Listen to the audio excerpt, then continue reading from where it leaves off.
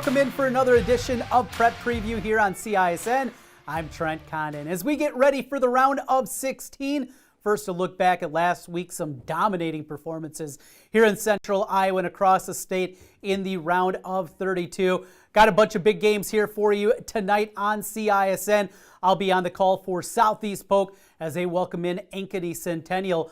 Waukee, they'll be at home in their matchup tonight with Indianola. Should be a good one there with Dar Danielson on the call for that one. And up in Ankeny, the Hawks, ranked number 2.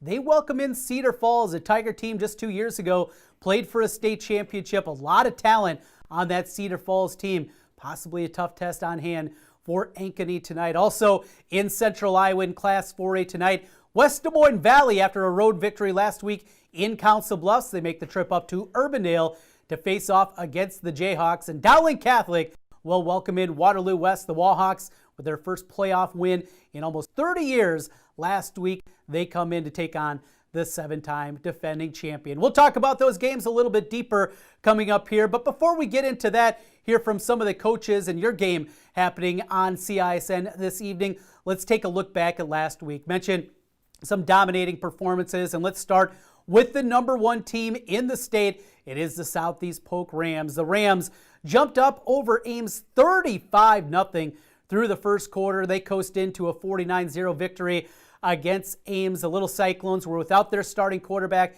Taman Lipsy, an outstanding talent. He wasn't out there after sustaining an injury the week before, and it certainly showed. Southeast Polk takes control, runs away, and gets the big victory there, and certainly looks like the number 1 team in the state.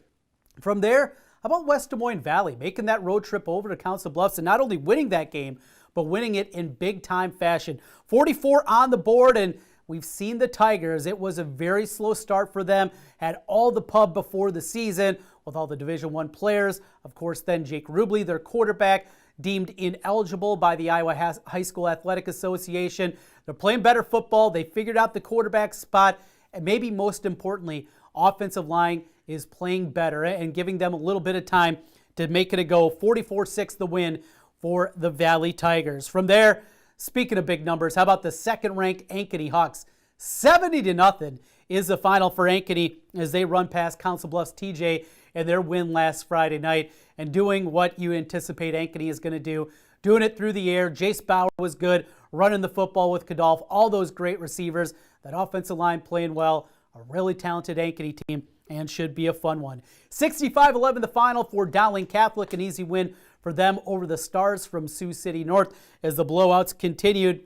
One of the anticipated close games of the night in Central Iowa was Johnston hosting Indianola. Wasn't the case. Indianola comes down the road and gets the 30-7 win, punching their ticket into the round of 16, where they'll take on Waukee. The Warriors with a nice win as they win it 34-3 over Linn-Mar. Moving on, and Urbandale also with the big win in Class 4A in Central Iowa. That's what it was last week. We look here to the games tonight. We will do that coming up a little bit later on in the program. Coming up next, we'll hear from the coaches from the big games here tonight on CISN. It is playoff football. The round of 16. We know the pods that are in place now, the way that it's going to play off, the way that it'll look, at least until we get to the Final Four. It is here. We got kickoff right around the corner. Conversation with the coaches next. CISN Prep Preview, powered by Fairway. We're back with more here in a moment. Focus. To define what is most important and commit yourself fully. It's why at Fairway, only the best meat makes the cut. Our fresh fish is full of flavor, and our produce is picked with incredible care. It's why we have fewer aisles, greater savings, and the most personal service. At Fairway, our focus is and always will be giving you the best in meat and grocery. At MidAmerican Energy, we put our energy into making communities stronger, safer, and ready for the future. We support STEM education and community safety, special events, and economic development activities. We energize our cities and towns just like we have for decades, all to help make your community the place where you want to build your business, your legacy, and your life. It's another way we're obsessively, relentlessly at your service. Business owners, real estate agents, are you looking for an experienced, proven, and locally owned partner in Central Iowa for your commercial construction needs? Make it Roshan Corporation. Roshan Corporation will guide you through options to make your dreams a reality. Roshan, your general contractor who can build anything from small tenant improvement spaces to large-scale design-build projects. It's Roshan Corporation. Online at RoshanIA.com. If you can dream it, we can build it.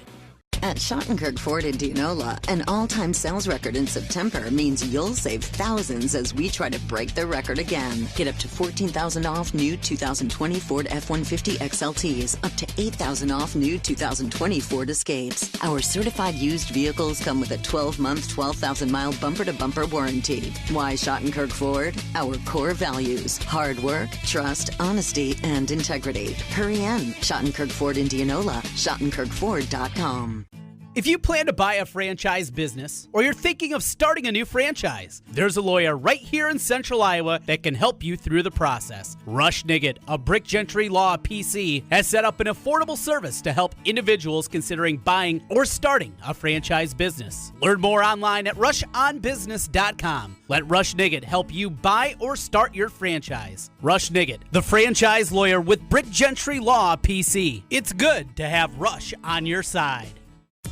For all of your and your family's eye care needs, make it Elite Eye Care. Dr. Ethan Heisman, Dr. Heidi Bell, and Dr. Kelsey Sawatsky provide expert eye care close to home. From eye exams to contact lenses, eyeglasses to sunglasses, make Elite Eye Care your local optometrist. Set up your next eye care appointment with Elite Eye Care, 9250 University Avenue in West Des Moines, and online at eyedoctordemoines.com.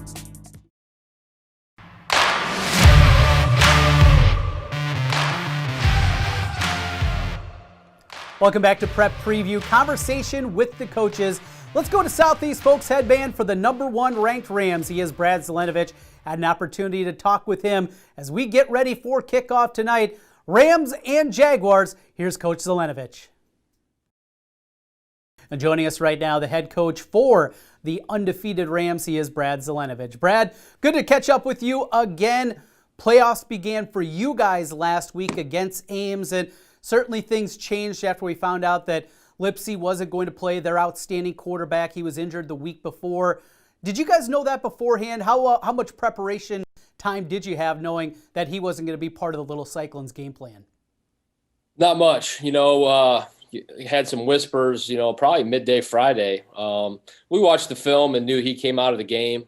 Obviously went back in and finished the game. So, we didn't know how serious it was, since he was able to finish. But, we prepared all week for him, thinking that he was going to be their guy. His production was, a huge part of what they did, especially on offense, obviously. So we prepared like he was going to be the quarterback. Kind of heard some whispers, basically the day of the game. But our kids didn't know it. Our coaches really didn't put too much stock in it. And, once we got out to pregame, notice he wasn't dressed. We knew that, in fact, he was a little too banged up to play.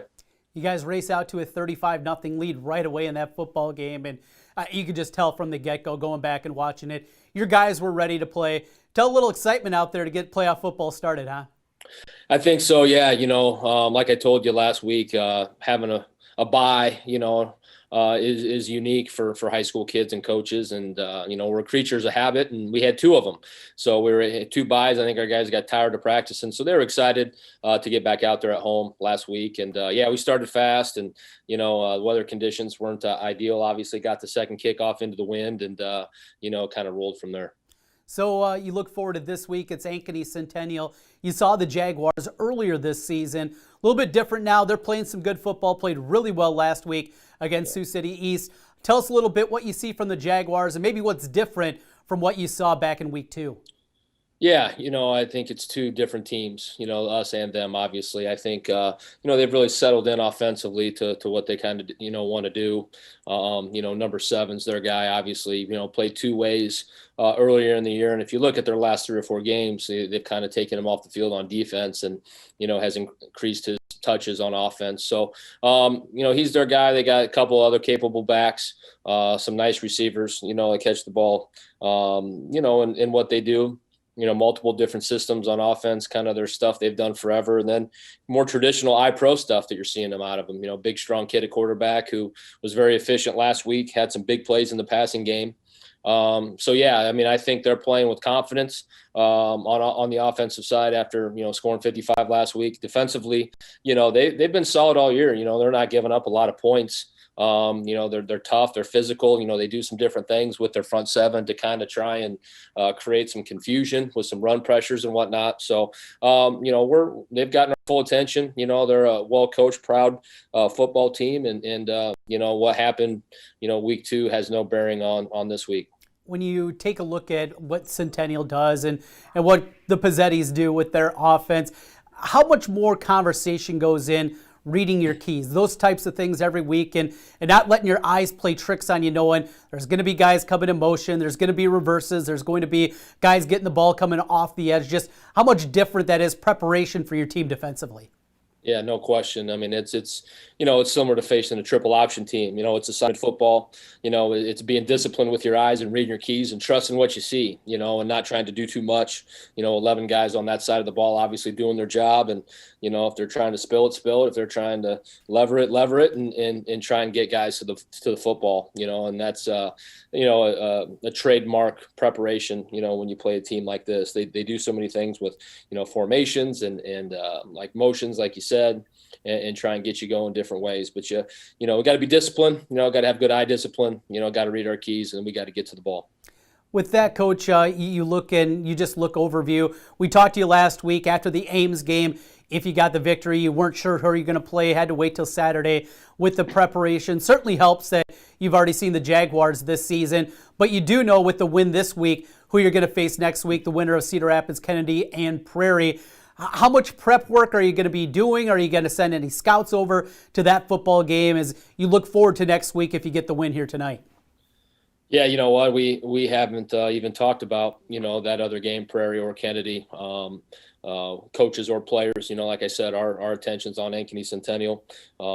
They've gotten our full attention this week, and a good week of preparation for us. We're excited for the opportunity.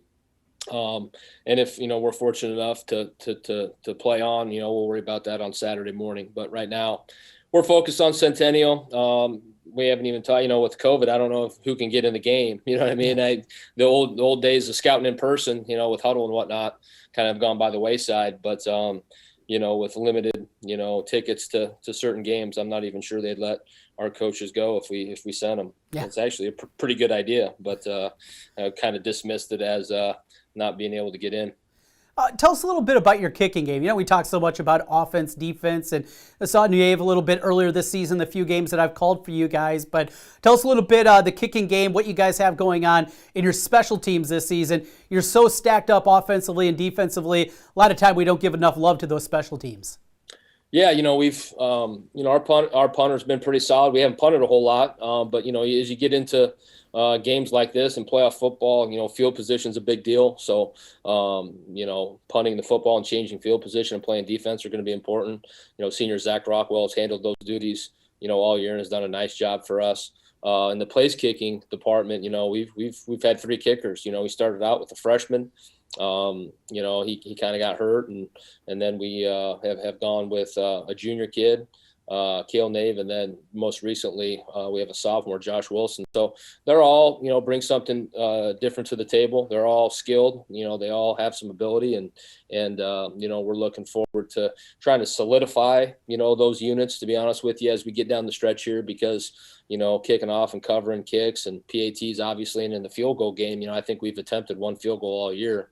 Which is unlike, what we've done in the past. We've been spoiled with, 2 elite all-state kickers the last 5 years. Had 2 kids that, were extremely talented kids. And so we got some kids that we feel like, that are good players. They just, need to develop and then you get that game experience. So we'll continue to work through those things. They're getting better. They're working hard, and they're doing a nice job. You mentioned field goals, just 1 attempt this year. If you're sitting at a 4th and long and it looks like a field goal, is there a range, and not knowing what wind and the factors are, sure, is there a range, though, that you feel comfortable with right now, 35, 40 yards? Yeah. Kind of where are you at? Yeah, I mean, I think that's pretty accurate right in there. We have confidence that we can, get some points on the board for 35, 40 yards right now. The good thing about high school is no matter what, the ball is put back on the 20. So you get in a situation in the red zone and you got to win behind you this time of year or whatever, you can take a chance, which is different than, other levels of football where, you're giving up field position if you're not able to convert. So that's something to keep in mind. And like I said, the kicking game, we spent a lot of time on it, from a schematic standpoint with our return games and obviously our coverage units. But, games like this, all three phases are important. Field position's important. And that's how we look at special teams. Either the ball changes field position, 40 yards or more, or, you have a direct chance to score points. So that's how we pride ourselves on those units and look forward to hopefully, being solid in the kicking game. Dominic Caggiano, your defensive end, comes all over the place, and he's put up just a monster season. Almost 20 tackles for a loss this year, 8.5 sacks. Not the biggest guy playing up front, but boy, he goes hard after the quarterback and making plays.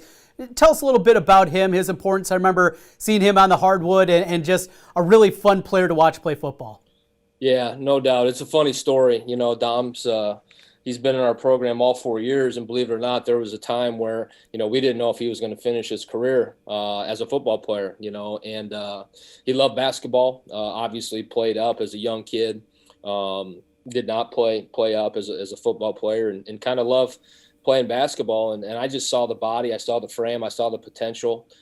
He's extremely athletic and, had a meeting with him. We meet with our guys after the season and I told him, I think, you have a chance to be good at multiple sports and let's, keep this thing. And had a good year last year as a junior, played at about 205 pounds and was a all district player on a pretty good defensive unit. And then, has really blossomed into a really elite defensive lineman, at least in Central Iowa, with the production he's put up on that side of the ball.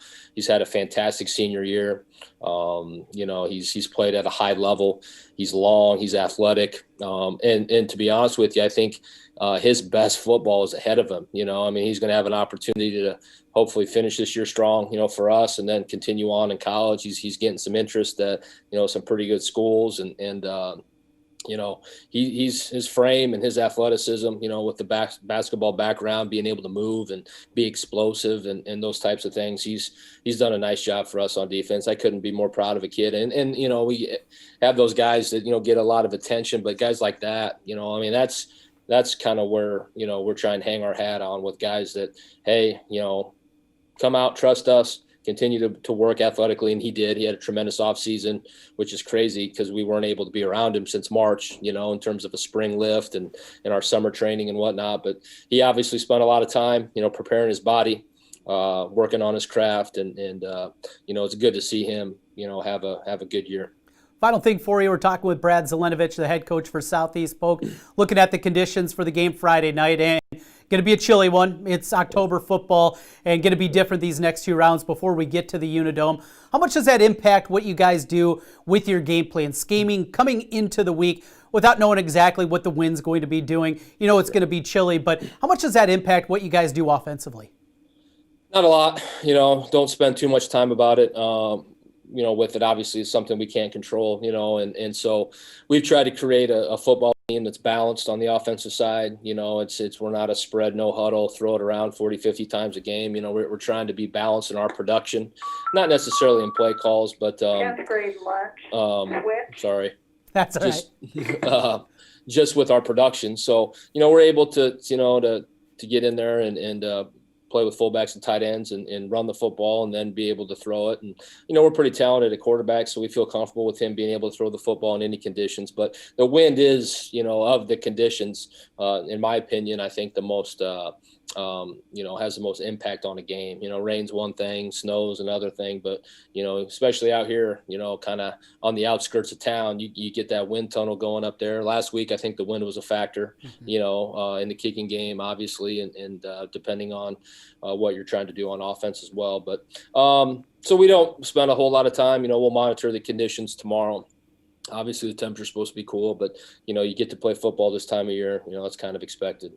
Good stuff. Hey, Coach, as always, thanks for talking with us here. Best of luck out there. Ankeny, Centennial, and Southeast Polk here on CISN. Thanks, Coach. Thank you. Focus. To define what is most important and commit yourself fully. It's why at Fairway, only the best meat makes the cut. Our fresh fish is full of flavor, and our produce is picked with incredible care. It's why we have fewer aisles, greater savings, and the most personal service. At Fairway, our focus is and always will be giving you the best in meat and grocery.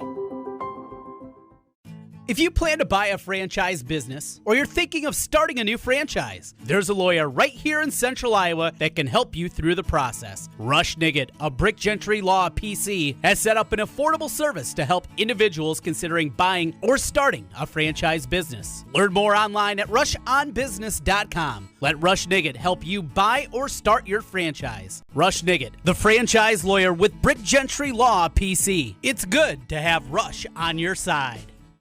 In Iowa, we grow corn, but to us, corn is more than a cash crop. It's part of who we are. Corn supports our livestock, helping our animals thrive. Corn fuels us. Ethanol powers our state as we push towards a clean, burning future. Corn nourishes us. It gives us an abundance of good food that nourishes our families, helps our student athletes grow stronger. In Iowa, we grow corn, but the truth is, corn grows Iowa. For all of your and your family's eye care needs, make it Elite Eye Care. Dr. Ethan Heisman, Dr. Heidi Bell, and Dr. Kelsey Sawatsky provide expert eye care close to home. From eye exams to contact lenses, eyeglasses to sunglasses, make Elite Eye Care your local optometrist. Set up your next eye care appointment with Elite Eye Care, 9250 University Avenue in West Des Moines, and online at eyedoctordemoines.com. Business owners, real estate agents, are you looking for an experienced, proven, and locally owned partner in Central Iowa for your commercial construction needs? Make it Roshan Corporation. Roshan Corporation will guide you through options to make your dreams a reality. Roshan, your general contractor who can build anything from small tenant improvement spaces to large-scale design-build projects. It's Roshan Corporation. Online at RoshanIA.com. If you can dream it, we can build it.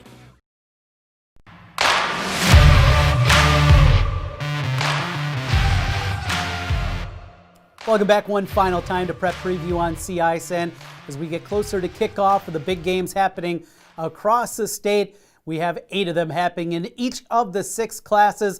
A lot of great football out there, and if you're at home watching tonight, we'll get you ready for your game. 3 of them happening on CISN. You can bounce around, just search on YouTube CISN. You can find the link for the 3 games that we'll be covering here tonight. Let's start first with Southeast Polk, the number 1 ranked Rams, as they go up in their matchup against Ankeny Centennial. The Jaguars saw them in week number 1 against Ankeny, had plenty of issues offensively. In fact, the first couple of weeks of the season, all they could do was 1 defensive score. The offense is playing better football. They put 55 on the board last week, and really going to be interesting to see J.J. Cole, the sophomore quarterback for Ankeny Centennial. He's not the runner that we've seen many times in the past for Coach Pizzetti's teams, where they like to have that athletic guy that can get outside, move in the pocket, and make plays with his feet. He's your prototypical quarterback that is in the pocket, a big arm at 6'6" with that frame. We'll see what they can do and the improvements that they made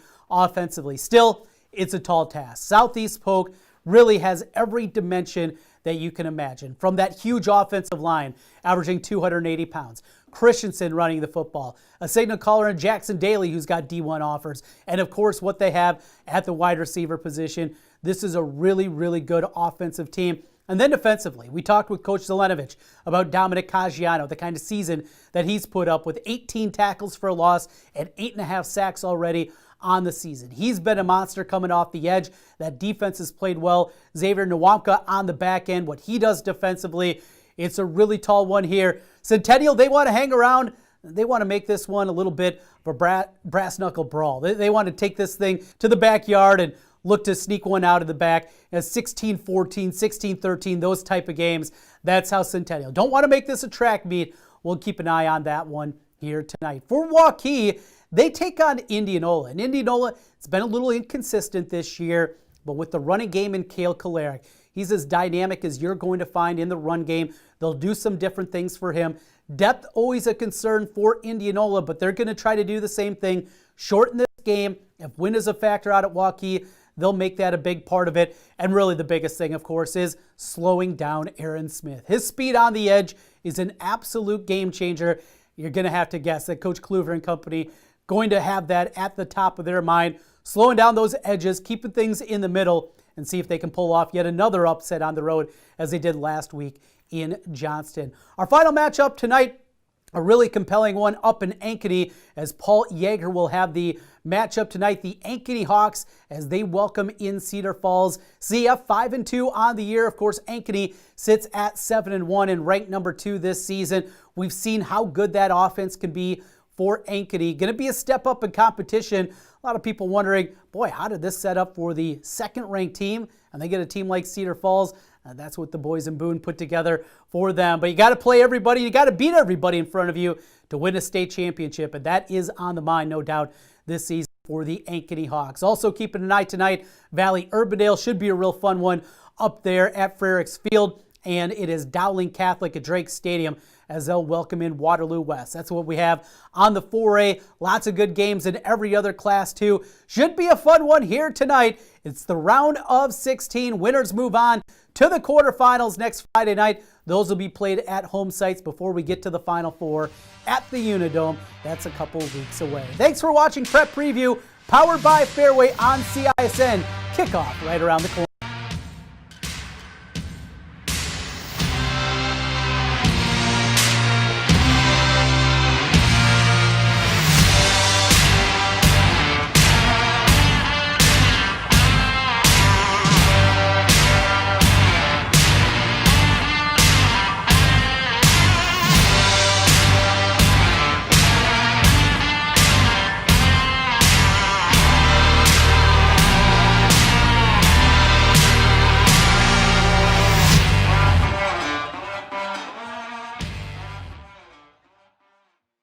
Welcome back to Southeast Polk High School as we get ready for more playoff football here tonight on CISN. I'm Trent Condon, bringing you home with the call this evening with the Rams as they host the Ankeny Centennial Jaguars. Southeast Polk, a perfect 7-0 record on the season and ranked number 1 by every publication out there. Last week, they opened up the playoffs with a 48-0 win against Ames as they jumped out to an early 35-0 lead in that one and coasted in.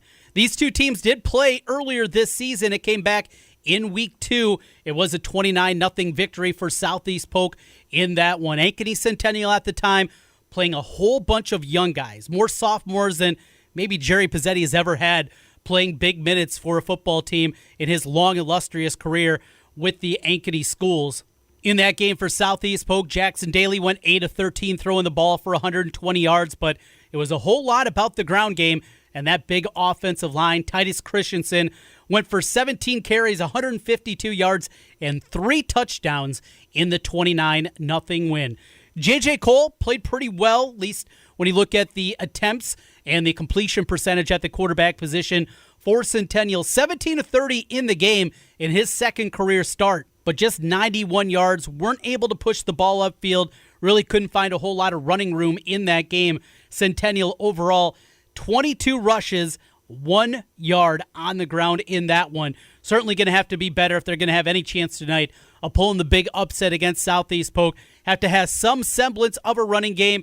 Trey Porter will be involved, but you know what you're going to see with Ankeny Centennial. Going to be a lot of different guys touching the football. Southeast Polk, you need to be able to read their keys. And that offensive line for Centennial has started to play a whole lot better. Last week in the win against Sioux City East, 55-14 for the Jaguars. Made that long road trip to Sioux City, and they went in from the get-go. Jumped out to a 27-0 lead at the half and cruising in 55-14. Were able to run the ball effectively. A lot of big plays in the passing game for J.J. Cole. Went 7 of 8, 204 yards, couple of touchdowns, also ran it in a couple of times. Porter was huge in that game. He was making plays. Really the most complete effort of the season for Ankeny Centennial a week ago. We'll see if they can extend that one out. Kind of an interesting historical note between these two programs as you look back at the meetings throughout the years. They have alternated wins and losses going back to 2015. 2015, Polk, 37-0. The following year, Centennial, 49-3. Polk, Centennial, Polk, Centennial, Polk. Will that trend continue, or does it end tonight? We'll find out with the 7 o'clock kickoff. Pretty nice day outside, though it's a little bit colder than what we're used to this time of year as we play here in late October. In the 40s throughout the day. That's going to be our kickoff here tonight. Not an overly windy day, breezy, 10 to 15 miles per hour is what the gusts are here for the game this evening. But you wouldn't think it'd be a huge impact, at least in the game, and what we're going to see both in the kicking game and throwing the football around tonight. As we get ready for kickoff tonight, let's take a look at our spotlight player here on CISN, starting with the homestanding Southeast Polk Rams and their quarterback, Jackson Daly. The left-handers put together another solid season here during his junior campaign, throwing for 1,148 yards, 12 touchdowns against 3 interceptions all season long. Also can run the ball very effectively as he has ran for over 100 yards this season and 3 touchdowns. His quarterback rating, 152.4, second in Class 4A. He's got a host of weapons to throw to. Jackson Daly with interest from Iowa, Missouri, Wisconsin, offers from Iowa State and Michigan. A big D1 prospect, the quarterback for the Southeast Polk Rams. Our spotlight player tonight for the Ankeny Centennial Jaguars is Trey Porter. Porter put together a huge game last week in the 55-14 win against Sioux City East as he ran for 130 yards on 14 attempts and a couple of touchdowns. And on the season, Porter with 78 carries for 513 yards, averaging 6.6 yards per carry. Porter also leads the team in touchdowns this year with 5 on the ground, with a long of 86 yards. Also gets involved a little bit in the passing game, 6 catches this year for 84 yards through the air. Porter played a little defense in the beginning portions of the season as Centennial's been able to build some depth, now relying a lot more just on the offensive side of the football, and that's where coaches Ryan Pizzetti and Jerry Pizzetti look to get him involved in the game here tonight. We got our spotlight players, of course, tonight. Couple other names, though, to keep your eye on for Ankeny Centennial. We talked about J.J. Cole, the sophomore quarterback. We'll look at his progression as he's continued on.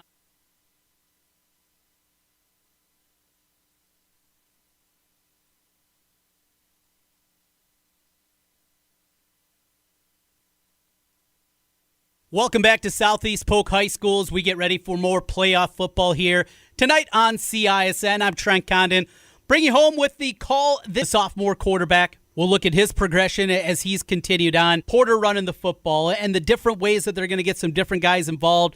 Gates coming to the outside, trying to make plays there. You'll see Good, Cahill, bunch of other names in there trying to pound it up the middle. Even if Cole with that big frame, and a lot of times you'll see them 3rd, 4th, and 1, sneak him or even along the goal line with that big 6'6" frame in J.J. Cole. So many weapons on the other side for Southeast Polk. And the running game, Christensen, he's really good with the football, with the ball in his hands. They'll put Xavier Nwampka in there at times. Nwampka, he'll go out. He'll go some wildcat from time to time. They'll put him in the backfield with Christensen. And, of course, the quarterback, Daly, they will do that. A lot of different looks that Southeast Polk is going to run at you. And, of course, the big offensive line, which makes everything go on the offensive side. On the outside, Isaiah Manuel, the transfer wide receiver, he's been a big play threat for them. Caleb Daniels, their tight end. I just love watching this young man play. He'll help out defensively. He'll make some plays for you offensively. Had a ridiculous grab earlier this season against Valley in the end zone. And then the defense. And one of the guys you always have to look at is Dominic Caggiano. 19.5 tackles for a loss this year. 8.5 sacks. He's all over the place. He'll get after the quarterback. He does great work for that team up front. Talked about Nwankpa, but really where his bread is buttered is on the defensive side. Excellent safety for this squad. It is top to bottom a really, really good team. Now, one thing to keep an eye on, we know historically how good Ankeny and the Centennial School has been in the kicking game. They have used this year 3 different kickers, though, throughout the course of the season, both in extra points and kickoffs, something that is a little bit different. And that's also been one of the question marks about Southeast Polk this year is their kicking game. And if it becomes one of those that comes down to the wire, comes down to the end, who's going to have the edge in the special teams. Looking forward to a fun one here tonight. Ankeny, Centennial, and Southeast Polk. The winner of this one will move on to the Elite Eight. They will go up against the winner of Cedar Rapids Prairie, Cedar Rapids Kennedy. That game happening tonight at 7 o'clock. We'll keep you updated on that one as things continue. In Pod C of the Class 4A playoffs with local interest, Ankeny will be hosting Cedar Falls. Has a chance to be a real good one. You can also catch that game tonight on CISN. The winner of that takes on the winner of Waukee, Indianola. Indianola comes in flying high after their 30-7 win last week on the road at Johnston. And in the fourth pod, Pod D, here on the local front, Dowling Catholic, they welcome in Waterloo West. That's happening at Drake Stadium. And Valley on the road for Urbandale to take on the 6-1 Jayhawks. The winner of those two games then will face off. Winner of Dowling Waterloo West, winner of Valley Urbandale. How about that? We could get it again. Dowling Valley, this time with a trip to the Dome. We'll see the improvements that Valley has made, how much they show up tonight against Urbandale. A lot of great local games there in Class 4A. The other pod has Bettendorf against Pleasant Valley, who's undefeated. Iowa City West also undefeated against 7-1 Dubuque Hempstead. The winner of those two games will face off in the quarterfinals. In Class 3A, Carlisle, they make the road trip out to Harlan to take on the undefeated Cyclones. In Class 2A, undefeated PCM, they welcome in 7-2 Greene County. In Class 1A, it'll be Van Meter, undefeated again this season. They're 8-0 on the year. They welcome in Pella Christian. And even down in 8-player down at Blue Devils Stadium, Martinsdale St. Mary's, they will host Fremont Mills, who's 5-1 on the year. Some of the games we'll be keeping an eye on. Again, 3 of them here tonight on CISN. Right here, Southeast Polk against Ankeny. Centennial will also bring you with Paul Yeager on the call. Ankeny, the Hawks, as they bring in Cedar Falls for that matchup. And Waukee, Indianola, all of those games on CISN. You can just search CISN on YouTube. Find the links to all the different games here this evening. Countdown to kickoff continues here. It's the pregame show on CISN. Southeast Polk and Ankeny Centennial. We're back with more in a moment.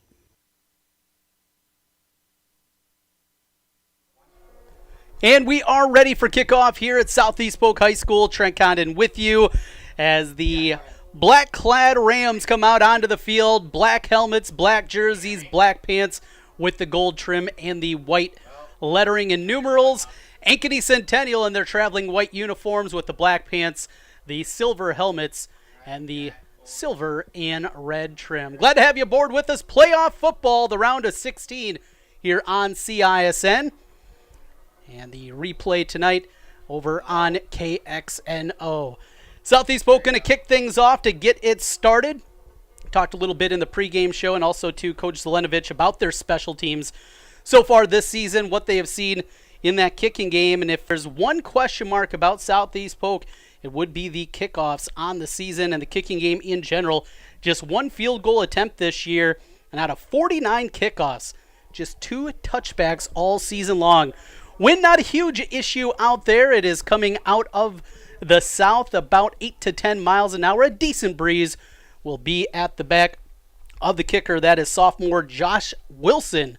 That'll kick it off to get us started. And here we go, the round of 16 underway in the Class 4A playoffs. Kick return from the 10-yard line, brought out to the 20, bouncing outside, knocked out of bounds after a decent return for Ankeny Centennial, as that was Trey Porter on the return. Porter has seen his carries go up as the season has progressed.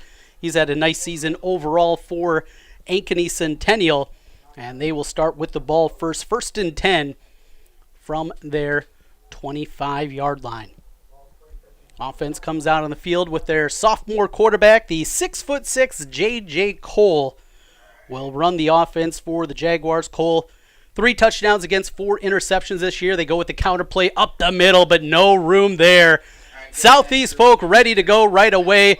Dominic Caggiano in on the tackle. He was helped over there by Daniels, the fine defensive lineman, and a very stout defensive front for Southeast Polk. No gain on the play. It'll be 2nd and 10 for Centennial from their 25-yard line as they move left to right. From the pistol formation, Cole puts a man in motion. He will hand it off there, left side, and a gain of 5. That time they went to the wide side, and a lot of times that's what you're going to have to do against Southeast Polk. Try to get it wide. That time it was Carter Cahill. Cahill came in, 22 carries, 75 yards on the season, and he's able to find 5 out on the left edge. It'll make it 3rd and manageable, 3rd down and 5 for the Ankeny Centennial offense. 2 receivers flanked out on each side of the formation. Couple of slot backs, nobody in the backfield with Cole. He'll take the shotgun snap. Looks out to his right, he's going to take a shot up the field. One-on-one coverage complete out to the 40-yard line, 35. Still on his feet inside the 30, all the way to the 26-yard line. Peyton Goody on the reception, and Ankeny Centennial able to go up the field there. Found single coverage on the outside. It was 3rd and 5. So many times you'll see those little dink and dunk passes. Not the case there for Cole as he goes up the field. A beautiful throw and a great reception by Goody. And a 1st down for Ankeny Centennial into Southeast Polk territory as they put it at the 26-yard line. 1st and 10 from there. Goody lined up out to the right. Pistol formation. Cole takes the snap. He'll roll out to his left. Now going to take a shot. Got a man out there. One-on-one. It's picked off. Intercepted. No, incomplete. It bounced out by Nowamka. They are going to say that he held on to the ball. It will be an interception, and they will mark it at the 1-yard line. Xavier Nowamka, the big play safety for Southeast Polk, comes up again and makes a beautiful play. Running wide out there was the tight end coming out of the backside of the formation. He was looking like he had nobody between him and the end zone, and instead, Nowamka, with that great coverage, able to come back and make up a whole lot of ground.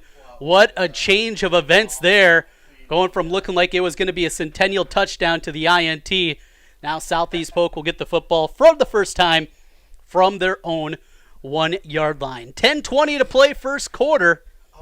Already an exciting one here in the 4A playoffs. Jackson Daly, the lefty quarterback, little pitching catch out to his right. That's complete for a gain of 5. Just a stop route on the outside as he was able to find Boone Bain out there. Bain will call it a gain of 6, 2nd down and 4. And now a little bit of breathing room for the Ram offense. Well, I just cannot believe those skills from Xavier Nowamka, what he's able to do in coverage, beat on the play, but the great speed to able to run that down, then make the play in the interception. 2nd down and 4, they'll hand it off, trying to get out wide, now cutting back. But the swarming defense for Centennial right there. Good work out of the Jaguar D, coming over and helping up on the tackle was Zach English, a sophomore, one of many sophomores getting playing time this season. Talking to Ryan Pizzetti earlier this week, that's one thing that he mentioned, is this is the most sophomores and underclassmen that certainly in his years in the coaching staff, they have never played anything quite like this. And Jerry Pizzetti, his long, illustrious career. Very young team, but played great last week in the victory against Sioux City East. And looking to cover the momentum here. 3rd down and 3 from the 8-yard line. They'll look to throw. Man out there. It is complete. 1st down out near the 20-yard line. That time, Daly was able to find Alex LeClaire. 2nd pass completion and the 2nd different receiver at this point. Bain with the catch. Now LeClaire, and a 1st down as they mark him out, bumped out of bounds at the 18-yard line. 1st down for Southeast Polk in their opening drive here in the first quarter. Trent Condon with you. Glad to have you aboard for playoff football here tonight. Now Daly works under center. 3 receiver look. They'll go play action pass. Daly stands tall in the pocket. Up the middle of the field. Got a man out there. Incomplete. Just past the outstretched hands of Isaiah Emanuel. Emanuel had beat his guy. Wasn't any safety help over there. And it's incomplete. Daly just missed on that one. You see the shoulders just slumped down a little bit there, as he knew he had one, and one that could have gone for 82 yards and a touchdown. Instead, it's 2nd down and 10. 8:47 to play in the first quarter. 2nd and 10 for Southeast Polk. They got the football after the Nowamka interception. 3 receiver look, 2 left, 1 right. They'll look to throw it again off play action complete for a first down past the 30-yard line to the 33. And again, he found his wide receiver, Boone Bain, with the grab. Couple of catches early here for Boone Bain, who's done a nice job this season in the receiving game for Southeast Polk. Bain with 14 catches on the year coming in. That's second on the team behind Emmanuel, averaging 12.3 yards per reception, a couple of touchdowns. Defense was showing a blitz up the middle. Now Southeast Polk looking to change the play. Two receivers left, one right. From the shotgun, Jackson Daly with Christensen with him. In the backfield, he'll hand it off, and defense there again. It was English again for Ankeny Centennial. First on the tackle. He's played well here in the early moments of the ball game. Try to find some running room for Titus Christensen. That has not been the case, and you can see the game plan early on for Ankeny Centennial. They are certainly selling out to stop the run. They're going to make Southeast Polk try to beat them through the air. Second down and 10 from the 34-yard line for Polk. Working in the first quarter, scoreless game. Trip receivers left, single right. Daly to throw. Now steps up in the pocket, still looking, throws it, nearly picked off. In and out of the hands of the safety coming up to make the play, Carter Cahill. It popped out of his hands. And the Jaguar defense holding strong here early in the first quarter. Cahill, that's one he would love to have back. And Daly had time to throw, stepped up in the pocket, then went across the middle. Coverage came across by Cahill. He'll knock it away, and it is now third down and 10 from the 34-yard line for Southeast Polk. 7:33 left in the opening quarter. Daly rolls out to his left. Now looks to the middle. Pressure comes. Pump fakes. Now he's going to try to run for the first down. He'll be stopped short, though, at the 41-yard line. English over there again defensively for Ankeny Centennial on the tackle. He was also helped out by Owen Vernon, a senior linebacker. And a good opening stanza there from the Ankeny Centennial defense after the turnover. They get the stop, and now they'll have an opportunity to get the football back. On to punt for Southeast Polk. It is Zach Rockwell. Rockwell averaging 34 yards a punt this year. Gets a beauty away here. High spiraling punt to the 22-yard line. Cahill grabs it, but he is wrapped up right away. Southeast Polk special teams comes up and makes the tackle as Jalen Aginaga is there with the tackle. And Centennial gets the ball back. So both teams with a possession here as we play in the first quarter. Centennial made a couple of big plays, but were intercepted at the 1-yard line by Xavier Nwamka. The stop now for the Centennial D gets them the football back. Scoreless with 6:46 left to go in the first quarter. Ankeny Centennial single receiver left. Cahill goes in motion. Cole going to keep it himself up the middle. The big 6'6" sophomore falls forward out to the 28-yard line, and a gain of 5 on the play. Well, Cole, not your traditional quarterback in this system, more that pocket passer, but you can see he's become a lot more comfortable running the football as the year has gone on for Centennial. Mentioned what they did last week as they went on the road and picked up the big victory against Sioux City East, 55-13, and looking to continue that momentum here tonight as they've won 2 out of 3 coming into this one. Of course, Southeast Polk undefeated on the season for the top-ranked Rams. Run play up the middle to Porter, is able to slither forward for a few. He'll be short of the first down.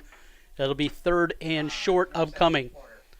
Porter on the kick return to open the ball game. Saw a lot of playing time early this season defensively. Still plays a little bit there. He was out on the opening possession, but as he has gone more and more into the running game, they've tried to limit some of those snaps that he gets. Over on the defensive side of the ball, he's lined up in the backfield. Cole from the pistol with a single receiver right. They'll put a man in motion. Cole going to keep it himself. He is stood up, going to be right at the first down marker. Cahill says that Centennial has it. We'll see if the referees agree with it.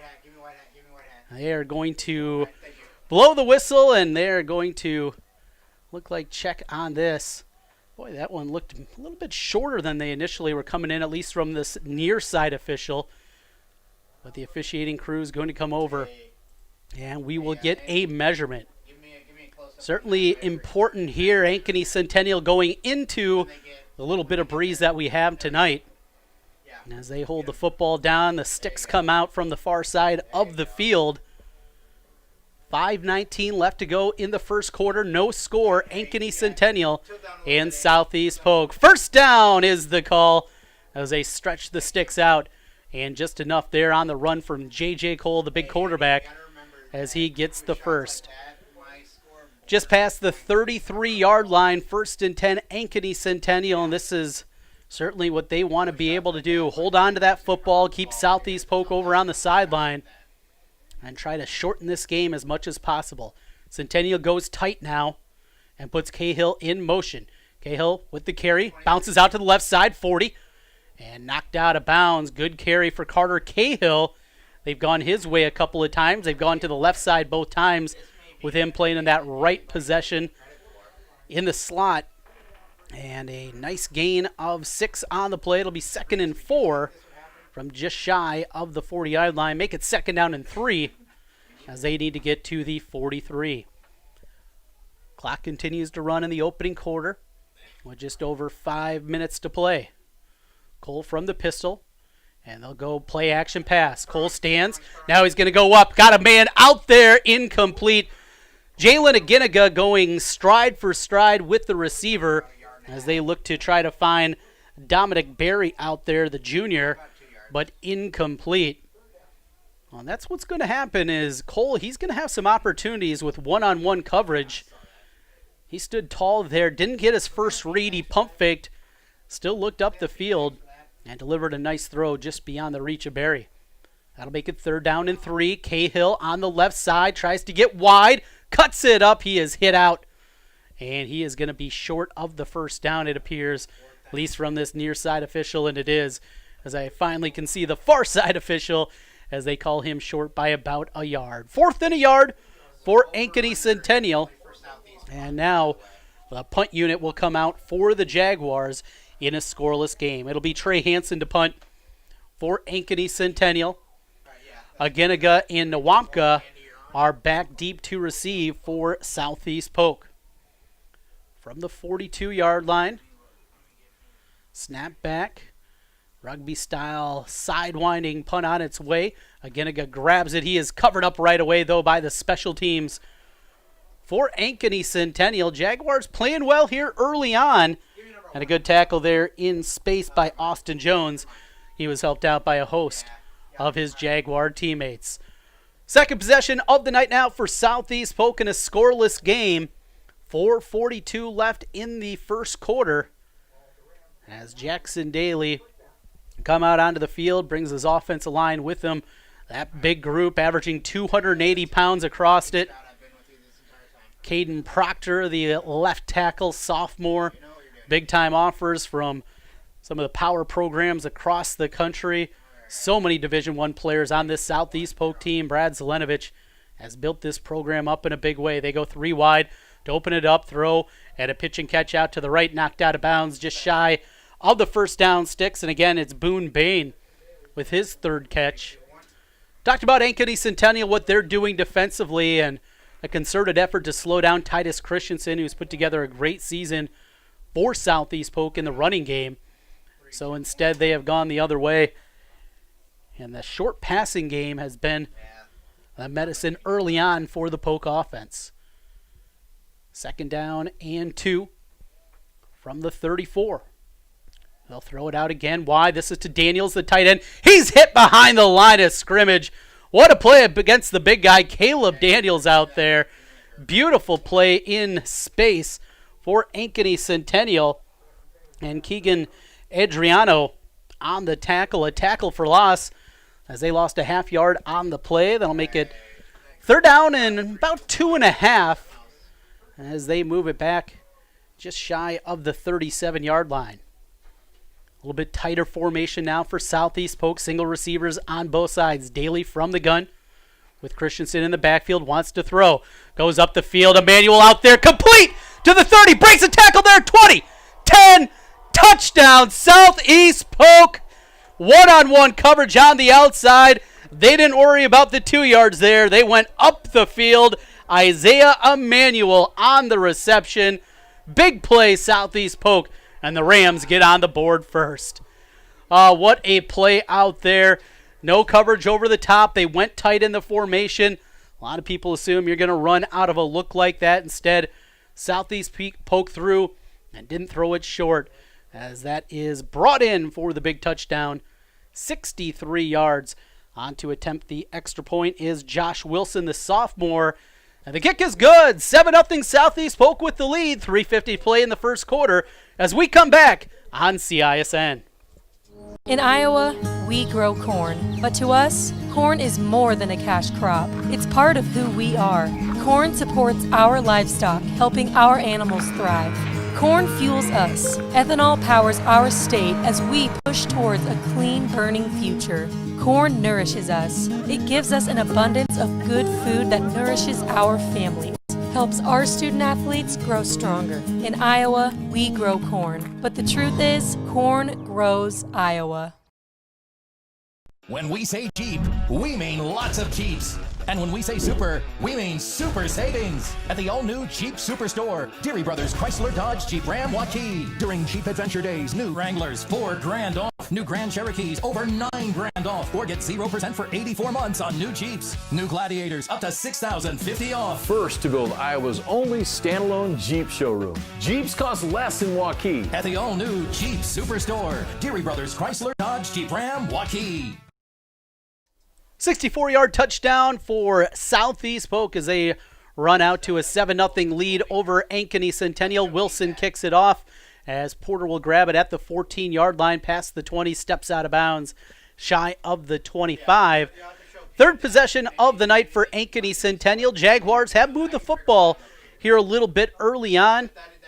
First possession went deep into Ram territory and had a play up towards the end zone, but it was intercepted at the 1-yard line. Second possession went dry just shy of midfield, but have shown an ability here, move the football a little bit against Southeast Polk. Go back to when these two teams played back in week 2. It was a 29-0 victory for Southeast Polk, and they dominated the line of scrimmage. Here's Cole with the throw over the head of Porter, tried to find him in the flat. Running step for step with them, though, in coverage for Southeast Polk. That was Andrew Reed on the coverage. It'll be 2nd and 10. Well, Cole certainly is going to have opportunities here throughout this one. Give himself a chance to make some throws up the field. We'll see if the sophomore is up to the task tonight. Game time temperature 48 degrees here at Southeast Polk High School. They'll run the ball towards the left side. A short gain for Porter. Got about 3 on the play. It'll be 3rd down and 7 for Ankeny Centennial.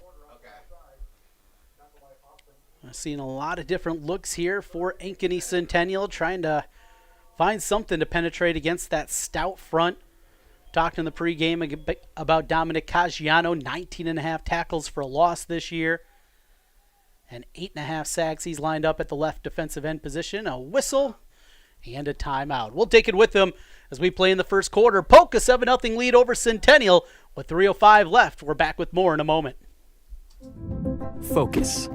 To define what is most important and commit yourself fully. It's why at Fairway, only the best meat makes the cut.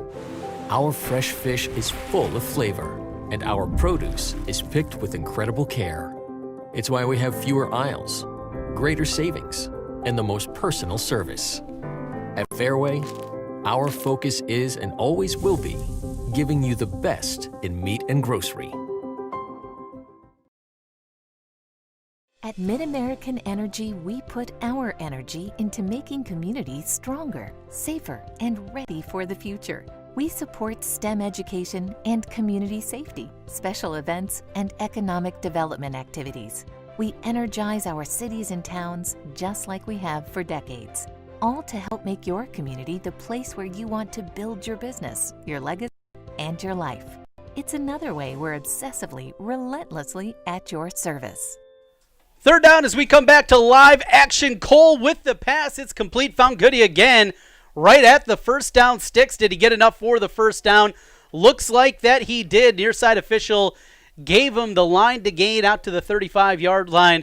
Coaching staff for Southeast Polk did not agree with the spot on that play. Centennial will take it, though. 1st and 10 to the 35-yard line as we play 2:50 left and clock in the first quarter. Southeast Polk leads it here by a score of 7-0 as Emmanuel went up the field for a 64-yard touchdown. Cahill in motion. They'll go up the middle for Porter. Porter out for a gain of 4.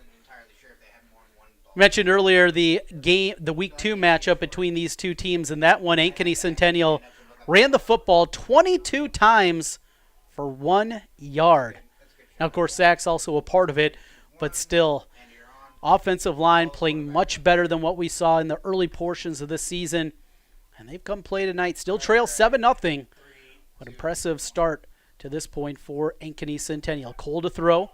He'll throw it out there on a dime, complete again to Goody for a first down. Breaks a tackle, still on his feet out near midfield.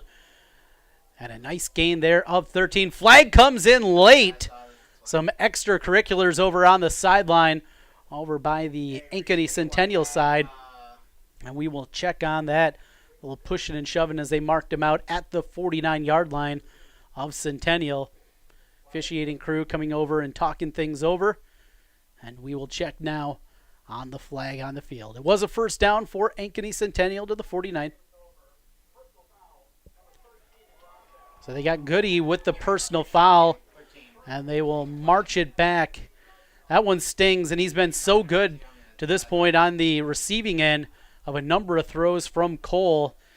Those that are kind of backbreakers really going to end up hurting your offense. Just can't afford plays like that, especially after getting the first down.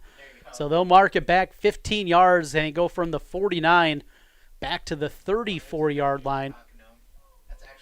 Cole gets the play call from the sideline and will break the huddle. Cole works from the pistol with Porter in the backfield. Cahill in motion. He gets the handoff to the left. Found that side a couple of different times for some good yardage plays. Not the case there as that was swallowed up by the Southeast Polk Ram defense. One thing always have to be cognizant about when you're facing off against Ankeny Centennial. They love to have those reverse plays. Always so much motion, guys moving all over the place. Have to stay at home, read your keys. And it always feels like the Pizzettis may be setting something up for later. 2nd down and 10. Now for the Jaguars. Even after that personal foul, it is still an and 10. Dead ball after the play. Cole trying to set up a screen. Look for Porter. Incomplete. Flag comes in. And the official having a conversation again over with the Southeast Polk sideline here. The line judge on this side. He's been getting an earful throughout from the Southeast Polk side and took another extra look back as that flag came out. We'll check on that one. And it's going to be pass interference. They got Goody there with pass interference. So they will move things back, and the official going to come over, and he's talking things over with the sideline of Southeast Polk. They saw it, and the flag came out, and this drive that looked so promising for Ankeny Centennial as they were just about at midfield.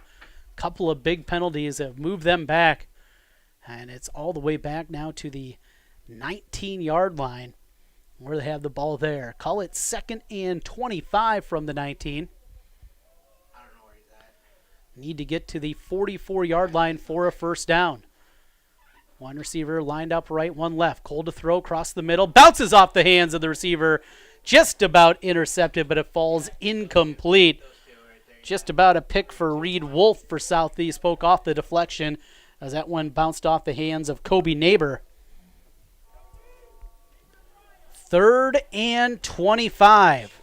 Centennial has gone a couple of different times here, looking to set up some screens, has not been able to find much help there. And he's got to figure there. Those plays up the field, always dangerous with Xavier Nwankpa playing on the back end of that free safety position for Southeast Polk. He's number 5, lined up deep defensively for Polk. Going the other way, away from him. Goody looks and incomplete. Ankeny in the coverage again. And it'll be 4th down. Got certainly the coverage that you want. No help, one-on-one. Took a shot. Goody earlier in the ball game came down with the grab. Couldn't hear. It'll be 4th down. And the punt team again for Ankeny Centennial. 7-0 our score. Late in the first quarter, 1:01 left. As it'll be Trey Hansen on to kick it away. Ankeny and Nwankpa back. They stand at midfield. Another side-winding kick into the wind. A good one, driving Ankeny back to his 45-yard line. He's able to retreat forward for a gain of 4. On the return, good field position for Southeast Polk as they will get the football back. Last time, it was a 64-yard touchdown on the big throw to Isaiah Emanuel. Emanuel broke a tackle and went into the end zone from there. Polk will start at their 49-yard line, 1st and 10 for Jackson Daly and the offense. Well, it's been a whole lot about the passing game here early on from Southeast Polk. As they trot out onto the field, Titus Christensen, he's been bottled up pretty well. And Nwankpa will be in the game now, lined up on the right side in the backfield. He'll go in motion out to the left. Christensen remains in the backfield with Daly. Out of the shotgun, they'll throw a screen. That one complete. Here comes a flag in out at midfield. So another flag, and this thing is slowed down here a little bit. And what is a little bit tighter, 47 seconds to go in the first quarter. And here comes the call again from down on the field.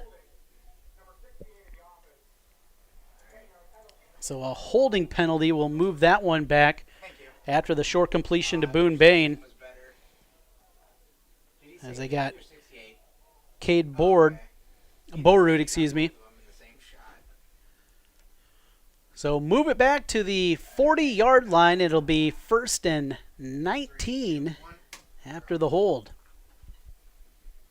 Single receivers on both sides. Also, lined up in the slot, almost in the backfield back there. He'll come in motion. That's Christensen. They'll hand it to Nwankpa. No, check that. A throw to Emmanuel on the RPO, complete for a gain of 8.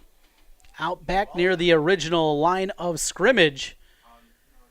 So showing some diversified looks here at Southeast Polk. Daniels will come back into the game. Also in for Southeast Polk is Alex LeClaire. He had a catch earlier in the ball game. 2nd down and 10 from the 49. Clock continues to run, down to 10 seconds left. Southeast Polk can get one more snap in. They get it away just in time, looking out, and low throw incomplete over at the sideline for Bain. That'll do it for the first quarter here from Southeast Polk High School. Your score, Southeast Polk 7, Ankeny Centennial nothing. Glad to have you aboard with us. A good one. Playoff football continues here in a moment. Iowans know that winter means snow, ice, and freezing temps. Severe weather can make the roads downright dangerous. Truck Equipment Incorporated has the toughest work equipment that can stand up to the harshest conditions. Look for Western brand snowplows, quality you can count on. Buy new or utilize our repair services. We'll order new parts for same-day pickup or delivery.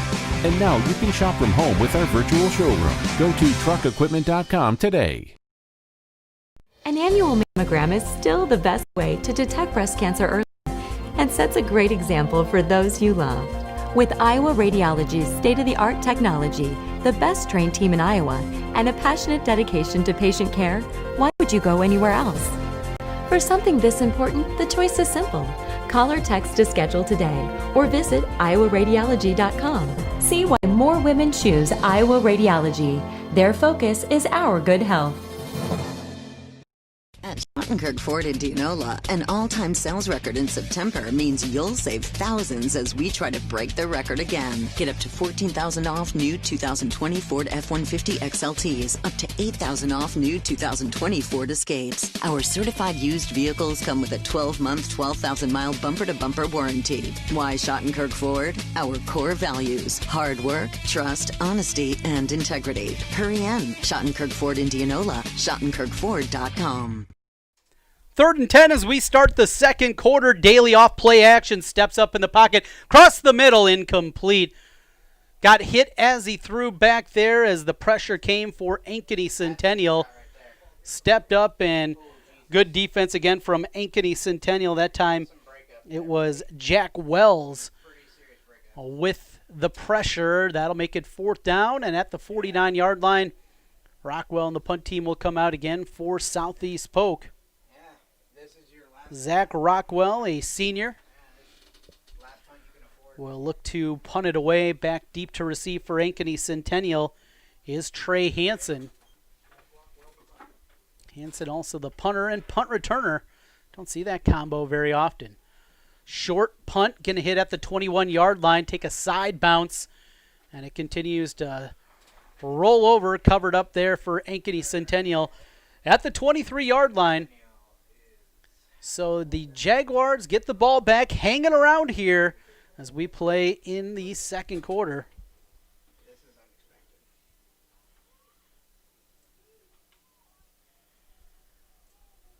Ankeny Centennial out onto the field again.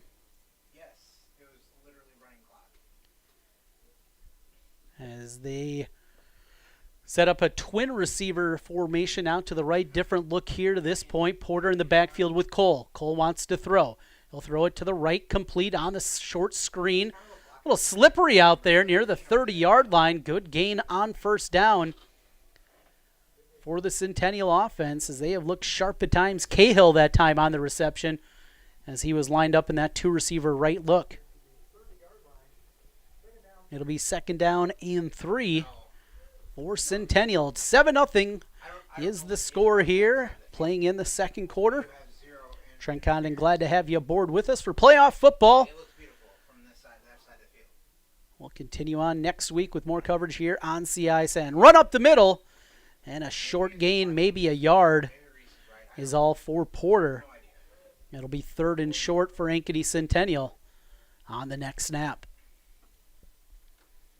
2 other games happening tonight on CISN with live video stream coverage. Waukee and Indianola. You can catch that game. Also Cedar Falls and Ankeny. Paul Yeager on the call for that one. Dar Danielson over in Waukee. Also the audio stream of Dowling Catholic. You can find the link at CISN. Here's the throw to Goody. Complete again, and good enough for the 1st down. Just past the 35. They'll mark him down at the 36. Needed 3, got 6, and a 1st down. Boy, J.J. Cole, first time I've seen him live in action since the opening game of the regular season against Ankeny. And a sophomore, he is growing up in a big way, very confident in the pocket. He's got that big frame, and you can see a live arm to go along with it. A sophomore quarterback for Ankeny Centennial. 1st and 10 from the 35. They'll go with the counter. But covered up, oh boy. Defense was right there again for Southeast Polk. Ready to roll. And in first on the hit for Southeast Polk on the defensive tackle position, that was Andrew Harris. Plugging up the middle. He was helped out by Daniels over there. And a no gain, 2nd and 10. Winner of this one next week will take on the winner of the Cedar Rapids matchup. Cedar Rapids Prairie and Cedar Rapids Kennedy will face the winner of this one next Friday night. Here's a carry again out to the edge for Cahill. Can't get around though. Boy, looked like he was just about to stretch that one out, but quite a play out in space for Southeast Polk. As that was for the Rams. Andrew Reed again. Reed's had a nice night to this point for Southeast Polk. Able to get a couple, though, on the carry. It'll be 3rd down and 8. Need to get to the 45-yard line for a 1st down. Kobe Neighbor lined up to the left. Goody out wide to the right. Cole from the gun. Has time. He's got a man out there. Throws it incomplete. Aginiga with the coverage. Flags are going to come in. He can't believe the call. He thought he was there, but the referees disagree. It'll be pass interference, and it'll be a first down for Ankeny Centennial.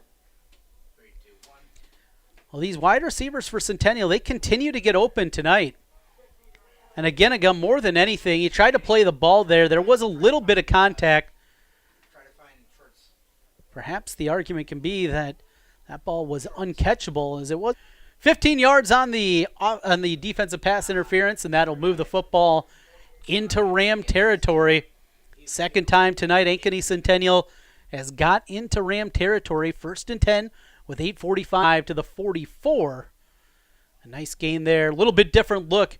Porter that time lined up in one of those slot back positions. Came in 3.5. 2nd down and 7. Need to get to the 38-yard again in that. That was covered up very nicely by the Polk defense. And then Cole wasn't able to find another read before the pressure came. That'll make it 3rd and long, 3rd and 13 from back at the 49-yard line for Ankeny Centennial. And they're going to use a timeout. 7:18 to play second quarter. Polk 7, Centennial nothing. Playoff football continues in a moment. Hi, I'm Joe the Car Guy with Westside Auto. I'm excited to tell you about our new Life. If that car's oil needs are different than your original plan, oil change plan.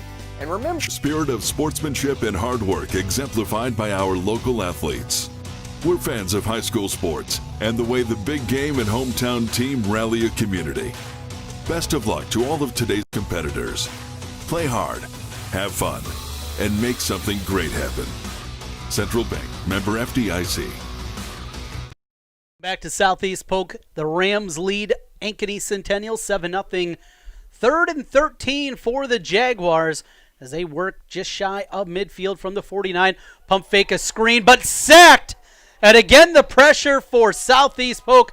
Another sack there. This time, it was a little guy coming off the edge as Alex Kligopolis with the sack. And it'll be 4th down and punt time for Centennial. Nice play defensively, and every time Ankeny Centennial's had anything going on, Southeast Polk has had an answer. They have really shut things down. As it'll be set to punt it away for Centennial, Trey Hansen. Low snap, pressure comes, able to get it away. Nwampka is able to get the return. There was a flag as Nwampka gets out to the edge. A big block out there. That'll also bring it back as he's finally upended at the 36. The biggest flag, though, back where the punter was as the pressure came over and hit Hansen as he got that one away.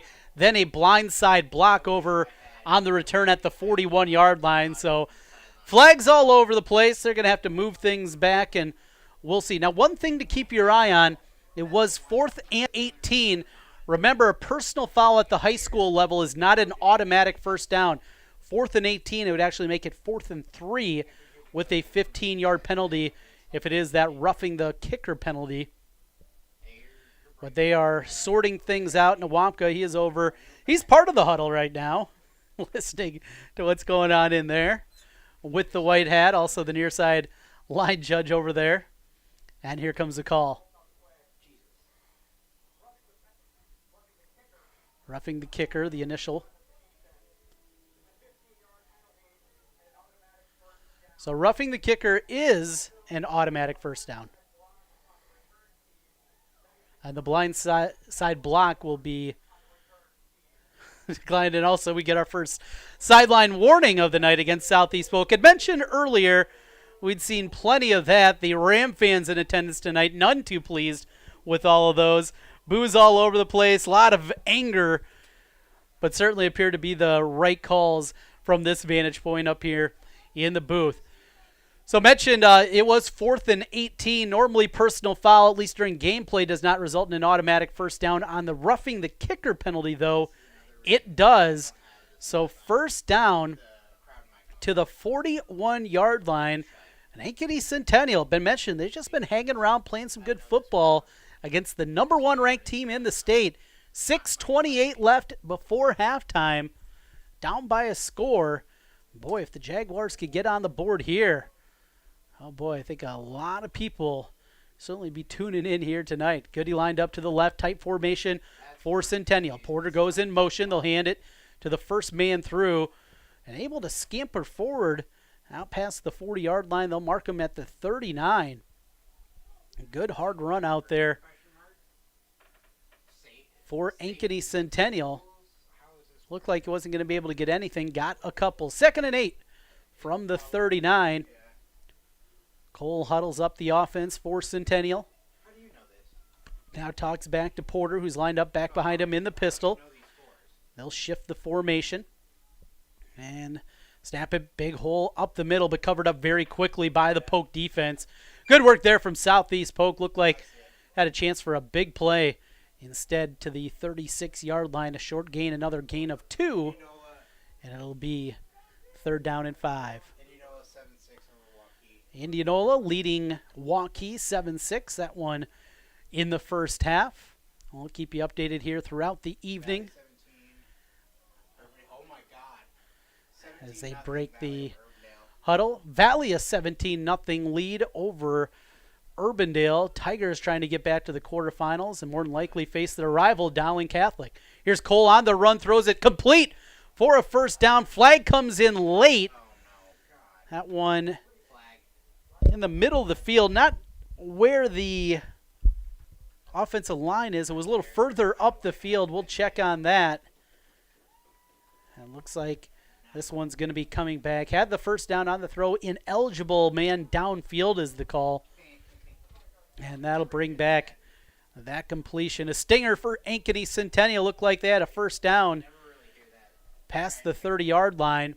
And that's the reason it wasn't back where the offensive lineman was, because the offensive lineman was too far up the field as a flag came in. Moving back 5 yards, it'll be now 3rd and 10 from the 41-yard line. Cole going to need a little bit of time here on 3rd and long as he goes out of the gun. Throws it out to the right, overshoots his receiver as he was trying to find his wideout, Peyton Goody, who's had a nice night to this point in the receiving game. It'll be 4th down, and here comes the punt team again for the Jaguars. Been a busy night out there to this point for Trey Hansen. Last time he was out there, he was roughed and gave a first down for Centennial. Weren't able to do anything more, though. And Southeast Polk, they've kind of changed up here now the last couple of kicks. What they've done, normally have the 2 return men back with Ageniga and Nwankpa. They have them stacked up about 10 yards as Nwankpa behind. Here's a spiraling punt. Hits at the 4-yard line. Checks up there. Oh, nice pitching wedge out of Hansen. They'll mark it at the 6. A beauty there for Trey Hansen, who has punted the ball incredibly well tonight. Plays a little defense, and they're able to knuckle one down, hit at the 4-yard line, and spun back. Southeast Polk going to be starting deep in their own territory again. Getting their first possession of the night as they started at the 1-yard line. Here they'll start from the 6 as we play in the second quarter. 4:45 left to go. Southeast Polk continues to cling to a 7-0 lead over Centennial. The top-ranked Rams finding themselves in a tussle tonight with the Jaguars. Daly will put a man in motion. That's Bain. As they hand it off in the middle of the D. And Christensen able to pick up 3. Titus Christensen, not a whole lot of running room for him to this point. I'll bring an extra receiver into the game. Will Southeast Polk. That's Cole Falloon, who will come in for the H-back, Mason Rankin. Second down and 7 from just shy of the 10-yard line. Out of the gun. Now Daly looking to change the play. Talks to his offensive line and his receivers as he has Christensen on his right hip. The lefty quarterback takes the shotgun snap. He'll hand it off again. Christensen trying to get to the outside. He's brought down at the 17-yard line and just past the first down sticks. It'll be a first down for Southeast Polk.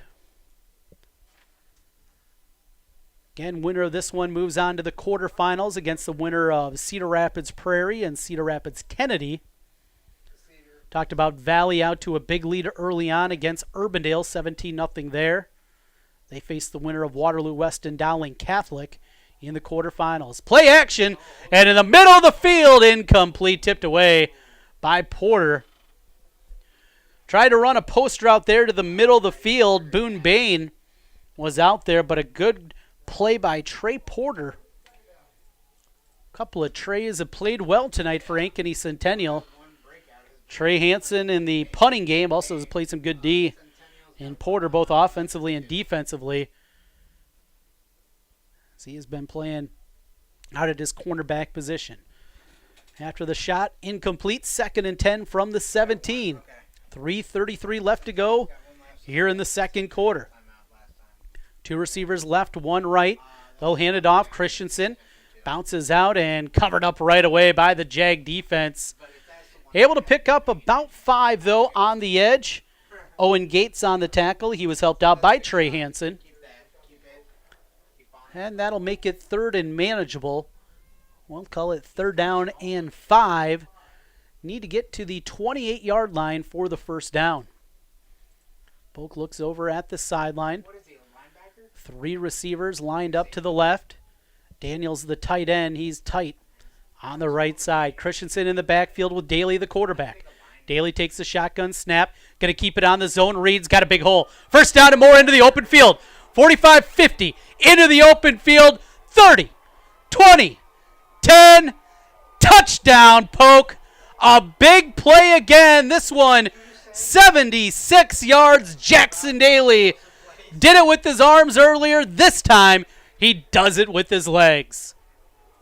Talked a lot throughout this one what Ankeny Centennial had been doing. So many keys on the running game, on the running back, Titus Christensen. It happened again there.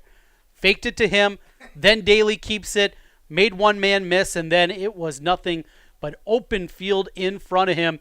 Showed some pretty good wheels on the touchdown. Extra point on its way. It is blocked. So it'll remain 13-0 our score. Polk with the lead over Ankeny Centennial. 2:41 left to go in the second quarter as we come back. High school football continues on CISN. Obsessively, relentlessly. That's what you can always expect, even when faced with the unexpected. It's a service we take seriously, providing comfort in the rain, tools to help you save, a helping hand along the way, and from a safe distance away. Delivering the energy you need while going the extra mile. Regardless of the times, our team remains committed to you. When we say Jeep, we mean lots of Jeeps. And when we say super, we mean super savings at the all-new Jeep Superstore, Deary Brothers Chrysler Dodge Jeep Ram Waukee. During Jeep Adventure Days, new Wranglers, $4,000 off. New Grand Cherokees, over $9,000 off. Or get 0% for 84 months on new Jeeps. New Gladiators, up to $6,050 off. First to build Iowa's only standalone Jeep showroom. Jeeps cost less in Waukee. At the all-new Jeep Superstore, Deary Brothers Chrysler Dodge Jeep Ram Waukee. 13-0 our score. Southeast Polk with the lead over Centennial. The extra point blocked there. Good penetration from the Jaguars after the touchdown. 74-yarder from Jackson Daly. Here's a kick return for Ankeny Centennial. Out to the 30. Cuts back there to the 32-yard line. Pretty good return for Centennial as that was brought back by Owen Gates. So decent field position. 2:34 to go, and now it feels Centennial's been able to move the football much more effectively than they did in the first matchup with Southeast Polk. Still have not been able to dent the scoreboard, though. If they're going to have a chance in this game, getting some points on the board, very important. Remember, Southeast Polk will get the ball to start the second half. The Jaguars going to have to try to find something here late in the first. Cole, the sophomore quarterback, on the field with Porter, who's lined up just to his right. Cahill comes in motion. They'll hand it his way. Going out to the right, try to get the edge. A short gain as he brings it out to the 34-yard line. So Cahill this time came out wide to the right. Had some success earlier in the game going to the left.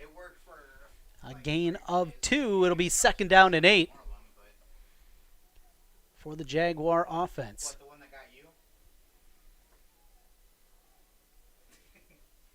Break the huddle with just a single receiver outright. Tight formation from the Jaguars. That's Goody out there. Play action, pressure across the middle against double coverage. It is deflected and picked off. Xavier Nwampka off the deflection. He's got another interception to the 50, 40. Cuts back there, 30. Still on his feet to the 22-yard line. Second time tonight, Xavier Nwampka with the interception. This one looked a little different. Jaguars took a chance, threw it into double coverage, and Southeast Polk comes up with a big play once again. Wow, what a play out there by Xavier Nwampka. The concentration off the deflection as he is able to find that one and able to make the big play. Then the return on top of it. Now the Rams offense in business with 1:41 left. Boy, they'd love to add another score here. As Nwampka, what a beautiful play out there. He gets the belt over on the sideline as we watch the deflection, and he comes back and grabs it there. I think bounced around about 4 different times, and then the big return. Daly hands it off Christensen. Christensen through a hole, and he is tackled after a gain of 5. Well, some running lanes starting to open a little bit more now as the half progresses for Titus Christensen. Rankin will come out, and an extra receiver back into the game for Polk as they'll bring Alex LeClaire back in. He'll be lined up in the right slot. 3 wide receivers for Daly. Now looks back as the clock continues to run down to 1:05 left, 13 on the play clock. Christensen moves over to the right side of Daly out of the shotgun and takes the snap. Play action, but we have whistles coming in, and we'll check over, see what we had. It is a timeout on the field. Southeast Polk uses one of their timeouts, their first of the half. 58 seconds left to go before halftime. Rams with a 13-0 lead as we come back on CISN. Godfather's Pizza's Autumn Feast. A medium specialty pizza, a medium pepperoni pizza, and my new caramel apple streusel with Twix candy pieces. Get yours today. Hi, I'm Joe the Car Guy with Westside Auto. Without question, the COVID-19 pandemic created many disruptive changes in our lives. Some of us got sick, jobs and income were compromised, it was difficult to even spend time with family and friends. But one thing hasn't changed, and that's Westside Auto Pro's commitment to quality service, and that will never change. We're here to make sure you get maximum performance and reliability from your vehicle. So as we all move forward, keep Westside Auto Pros in mind. You've been through enough. We'll make sure your car is the least of your worries. Welcome back, Southeast Polk. It's a 13-0 lead for the homestanding Rams over Ankeny Centennial. 58 seconds left in the first half. Xavier Nwampka got the drive started with an interception and brought it all the way back into Centennial territory. Second pick of the night for the 4-star junior for Southeast Polk, Xavier Nwampka. 58 seconds left. It's 2nd and 5 from the 17-yard line for the Rams. Jackson Daly, the lefty quarterback. He's thrown for 1. He's run for 1. Here off play action to Daniels across the middle. He's got a first down and more to the 5-yard line. A gang of Centennial defenders there, but the big tight end for Southeast Polk able to find the first down sticks. Nice play action there. Froze those linebackers. Daniels able to get just past them and then able to pick up 12 on the play. First and goal from the 5-yard line. Clock continues to run down to 40 seconds, 16 on the play clock. Southeast Polk content. Run a little clock here at the end of the half. One-on-one coverage, throws it out into the end zone. It's caught for the touchdown. Oh, what a play for Southeast Polk's Boone Bain. Early on, it was a whole lot of Bain in the receiving game. Here on the fade pattern. Throws it up there just over the outstretched hand of the defender. Bain brings it in. Daly with another touchdown. His second through the air of the night. 19-0 our score with the extra point pending. as Josh Wilson will come on again to attempt the PAT. Had his last one blocked. A little bit slow on the approach, but able to pound it through. Polk 20, Centennial nothing. 30 seconds left before we reach halftime as we come back on CISN. An annual mammogram is still the best way to detect breast cancer early and sets a great example for those you love. With Iowa Radiology's state-of-the-art technology, the best trained team in Iowa, and a passionate dedication to patient care, why would you go anywhere else? For something this important, the choice is simple. Call or text to schedule today or visit iowaradiology.com. See why more women choose Iowa Radiology. Their focus is our good health. Save thousands now at Schottenkirk Chevy Waukee. 15% off 2020 Equinox and 2020 Trax, or 0% for 84 months. 15% off 2020 Sonic and 2020 Spark. WaukeeChevy.com. 12% off 2020 Blazer. 10% off 2020 Colorado. Up to $15,000 off new 2020 Suburban. We're in a position to give you more for your trade. As always, we're a partner you can count on. Schottenkirk Chevy Waukee. WaukeeChevy.com. Welcome back again to Southeast Polk High School. 20-0 is our score. Bain on the big touchdown as they take a 3-score lead. Kick return brought back for Centennial to the 22-yard line in the final seconds of the first half. 22 to go on the clock here. Now Ankeny Centennial. Boy, played well for portions of this one against the number 1 ranked team in the state. But an interception and a nice return again from Nowamka. Brought it back into Centennial territory, and then Southeast Polk able to go up top on that pass to Boone Bain. So that makes it 20-0. And now looking to run the football. Porter into the open field, still on his feet as he stumbles out to the 34-yard line. Got the first down. And now decision time for the Jags. 15 seconds left. Are they going to keep running some plays here? Are they just going to go into the locker room down by 3 scores? And looks like that'll do it for the first half. It will. Once again, your score here at halftime. Southeast Polk 20. Ankeny Centennial 0. Top-ranked Rams in a tussle for a while, but 2 late touchdowns in the first half. One on the ground from Jackson Daly, the other through the air. Builds a lead, 20-0, as we have hit halftime. Coming up here at the half, we're going to hear from the new head coach for the Southeast Polk wrestling team. That's coming your way. Also look at the highlights of the first half. All coming your way as we continue high school football playoff edition on CISN. Save thousands now at Schottenkirk Chevy Waukee. 15% off 2020 Equinox and 2020 Trax, or 0% for 84 months. 15% off 2020 Sonic and 2020 Spark. WaukeeChevy.com. 12% off 2020 Blazer. 10% off 2020 Colorado. Up to $15,000 off new 2020 Suburban. We're in a position to give you more for your trade. As always, we're a partner you can count on. Schottenkirk Chevy Waukee. WaukeeChevy.com.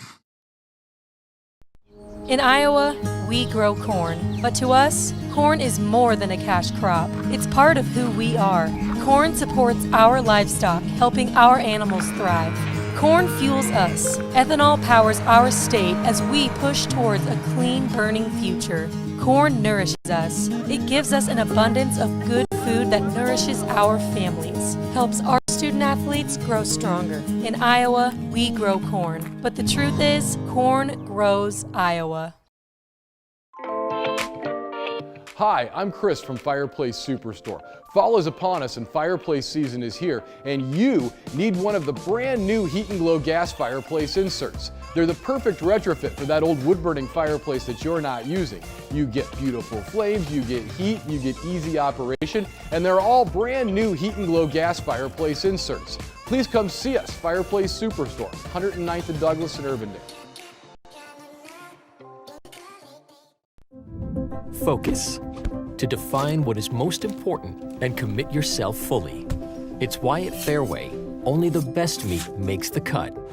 Our fresh fish is full of flavor, and our produce is picked with incredible care.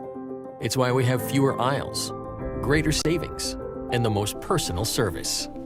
At Fairway, our focus is and always will be giving you the best in meat and grocery.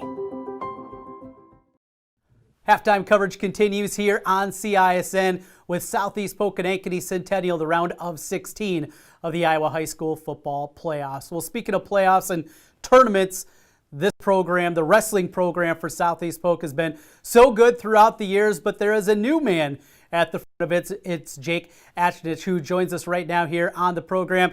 Jake, first of all, thanks for joining us as we're watching football, but before we know it, wrestling season's going to be here. How are you?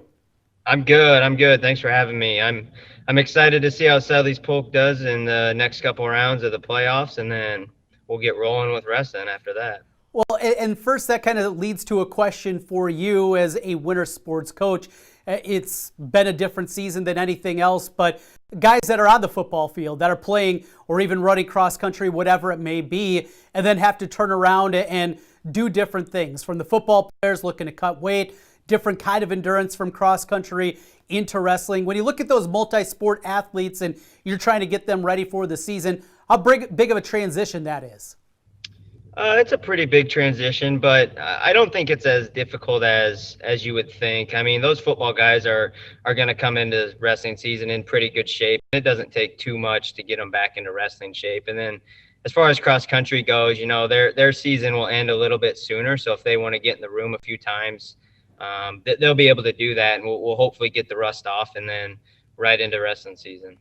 Well, tell us a little bit as you take over the program that has had as much success as it has here lately and throughout the years, just stepping into the shoes that you have to fill here as a head wrestling coach and knowing there's going to be pressure that comes with it.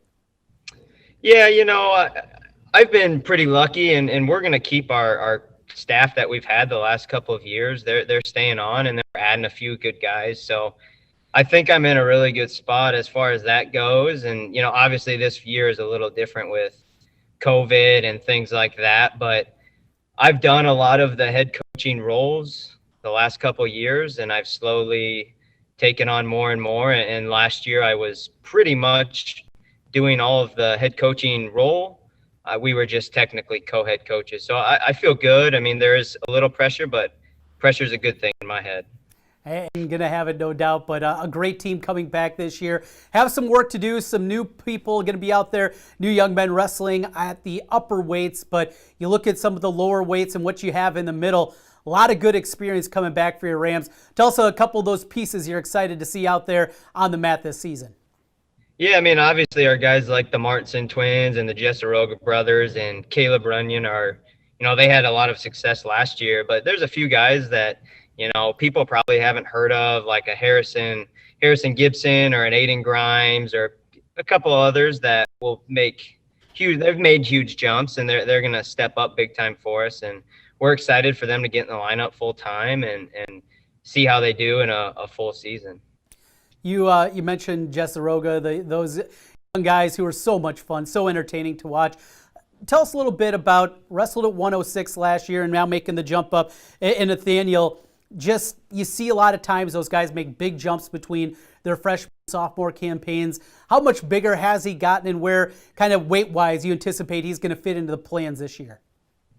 Yeah, I mean, I think he got up to 113, 114 in there. I mean, he was eating a lot, but he's been training quite a bit. He trains, you know, 4 or 5 times a week all year. So he's made a big jump. You know, I think the weight, him putting on a few pounds will help a lot with, you know, maybe not getting out muscled in a few situations. And he's such a good wrestler that I expect him to dominate all year, and I know he feels the same way. So we're really excited to watch him and see how he's progressed. Jake, with that, you look at the upcoming season, but leading into it, it's been an off season for every sport that has been completely different. You think of the summer training that goes on, the big AAU events, Fargo, things like that. There's still been events that have happening, but it's been at a different scale this year. Just maybe how more open and how many more questions you have coming into a season than you would in the past. Yeah, I mean, you know, we didn't get the same amount of training that we normally do in an off season, so that can be frustrating, but our guys did a really good job of doing whatever they could over the summer. And then, this fall we've been able to do a few open rooms and open mats. So I think guys have gotten quite a bit of training. And, the good thing was that everybody in the state was in the same boat for the most part. So, I think our guys that needed to put that training in and put that time in really did over this off season. So, yeah, there's some questions, but we'll get them right back into shape here in the first couple weeks of season. So I'm really not too worried about it, but should be a good time. How about scheduling? Putting together a schedule this year. Normally, the number of tournaments that you go to, travel, and sometimes travel pretty long distances. You guys have played in some of the biggest regional events that we have here across the Midwest. Any differences this year? How different it's been trying to put together the schedule and make it as good as possible, while also knowing we're living through a pandemic right now? Yeah, I mean, it's been kind of fun actually to do this scheduling, because normally we have the same schedule every year, and I really like our schedule that we have, but we're not able to go out of state this year. So normally we go to a Gardner in Kansas City and Cheesehead up in Wisconsin, but we've replaced those events with a couple good duels. We duel Don Bosco Gilbertville, who won state in 1A last year, and then we also set up a duel with Waverly, who we've gone back and forth with the last couple of years. And we're really excited for both those duels, and I think it'll be great for the sport of wrestling in Iowa. Oh, that is great to hear that you and Waverly get together. You guys have butted heads so many times, both on the dual side and, of course, the traditional team championships every single year. You set something up like that. Ultimately, it leads to, when you get to the state tournament, there's been so much conversation in years past after the transformation, moving the dual tournament to that Wednesday before traditional state starts, as opposed to what it was before, the week after. Where do you fall in line there? I know you're going to send your kids out there and you're going to try to win a championship either way, but if you had your preference, how would you set that up? Yeah, I mean, I'm not a huge fan of it being the day before the state tournament. I mean, I think it hurts the best teams a little bit as far as having to make weight, over 4 days, 4 times in 4 days. That can be difficult. But like you said, we'll always send our guys out. I mean, one of our goals every year is to win a dual state title. So, we're going to do what we can to accomplish those goals. But yeah, if it was up to me, I mean, I'd be perfectly fine with it being the week after the state tournament. And I would rather it be in January at some point, but there's a lot of logistics that goes into that, and that could potentially be very difficult to set up. So, I don't have a ton of control over that, obviously, but yeah, one of those 2 dates to me would be better than the day before, but like I said, we can't control that, so we'll keep doing what the state says we have to do. Season of Southeast Polk Wrestling. Awesome, thanks for having me. At Schottenkirk, $1,000 off new 2020 Ford F-150 XLTs, up to $8,000 off new 2020 Ford Escapes. Our certified hard work, trust. Just know what the day will bring, but some things are certain. The sun will rise and your lights will go on. That's because at MidAmerican Energy, we're obsessively, relentlessly committed to providing you energy when and where you need it, to connecting with you and keeping our communities safe and strong. Because the most important thing we put our energy into is you. We're obsessively, relentlessly at your service. In Iowa, we grow corn, but to us, corn is more than a cash crop. It's part of who we are. Corn supports our livestock, helping our animals thrive. Corn fuels good food that nourishes our families, helps our student athletes grow stronger. In Iowa, we grow corn, but the truth is, corn grows Iowa. Welcome back. It's halftime here at Southeast Polk High School in the round of 16. Winner moves on to the quarterfinals next Friday night. Our halftime score, Southeast Polk 20, Ankeny Centennial 0. In the state of Iowa.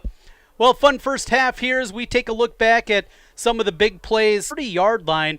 And it looked like Ankeny Centennial was going to be in business and a chance to take an early lead. And watch this play here. Tight end running free all alone. Xavier Nowamka says not so fast. Great reaction and recovery on the interception here on the first score of the night for Southeast Polk as they jumped out to it. It was one-on-one coverage for Isaiah Manuel on third down and short. Instead of just going for the 5 yards for the first, they went for it all, came up with it, and then showing the great size and power for a wide receiver, Isaiah Manuel, with the touchdown. That made it 7-0. Again, Centennial moving the football effectively throughout this one tonight. Here's J.J. Cole lining up, but pressure comes as they were trying to set up the wheel route on that play. Good pressure by Caggiano and company, and that defensive front. Daniel's also there for Southeast Polk.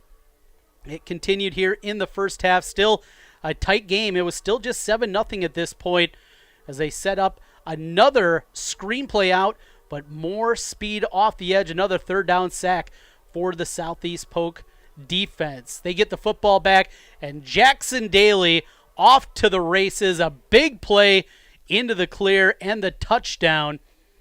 That made it 13-0 as Daly, his second touchdown of the night, first with the throw, the second one on the ground. Again, we see more defense out of Southeast Polk. And again, Xavier Nwampka with the interception. This one, not just the pick, but he brings it all the way back into Ankeny Centennial territory. And that set up the third touchdown of the first half after the INT there. As they went back to the air, Daly found the look that he wanted. Boone Bain, and just a fade into the back corner of the end zone.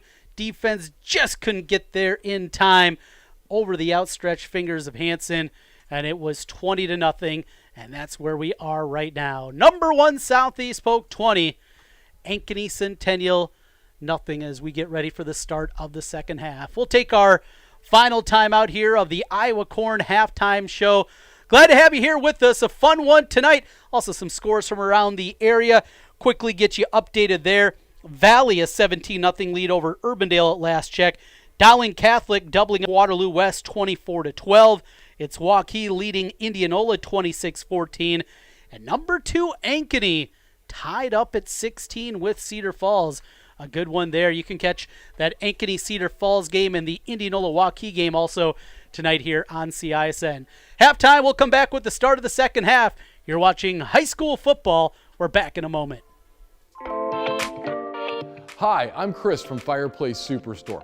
Fall is upon us and fireplace season is here, and you need one of the brand new Heat and Glow gas fireplace inserts. They're the perfect retrofit for that old wood-burning fireplace that you're not using. You get beautiful flames, you get heat, you get easy operation, and they're all brand new Heat and Glow gas fireplace inserts. Please come see us, Fireplace Superstore, 109th and Douglas in Urbandale.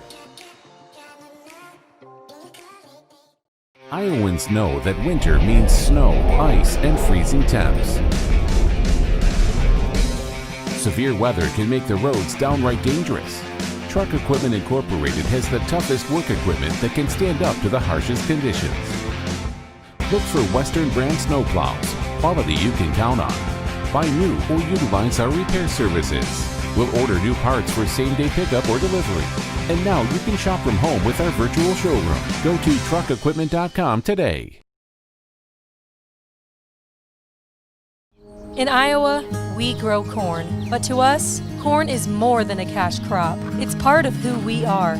Corn supports our livestock, helping our animals an abundance of good food that nourishes our families, helps our student athletes grow stronger. In Iowa, we mean super savings at the all-new Jeep Superstore. Deary Brothers Chrysler Dodge Jeep Ram Waukee. During Jeep Adventure Days, new Wranglers $4,000 off. New Grand Cherokees over $9,000 off. Or get Waukee at the all-new Jeep Superstore. Deary Brothers Chrysler Dodge Jeep Ram Waukee.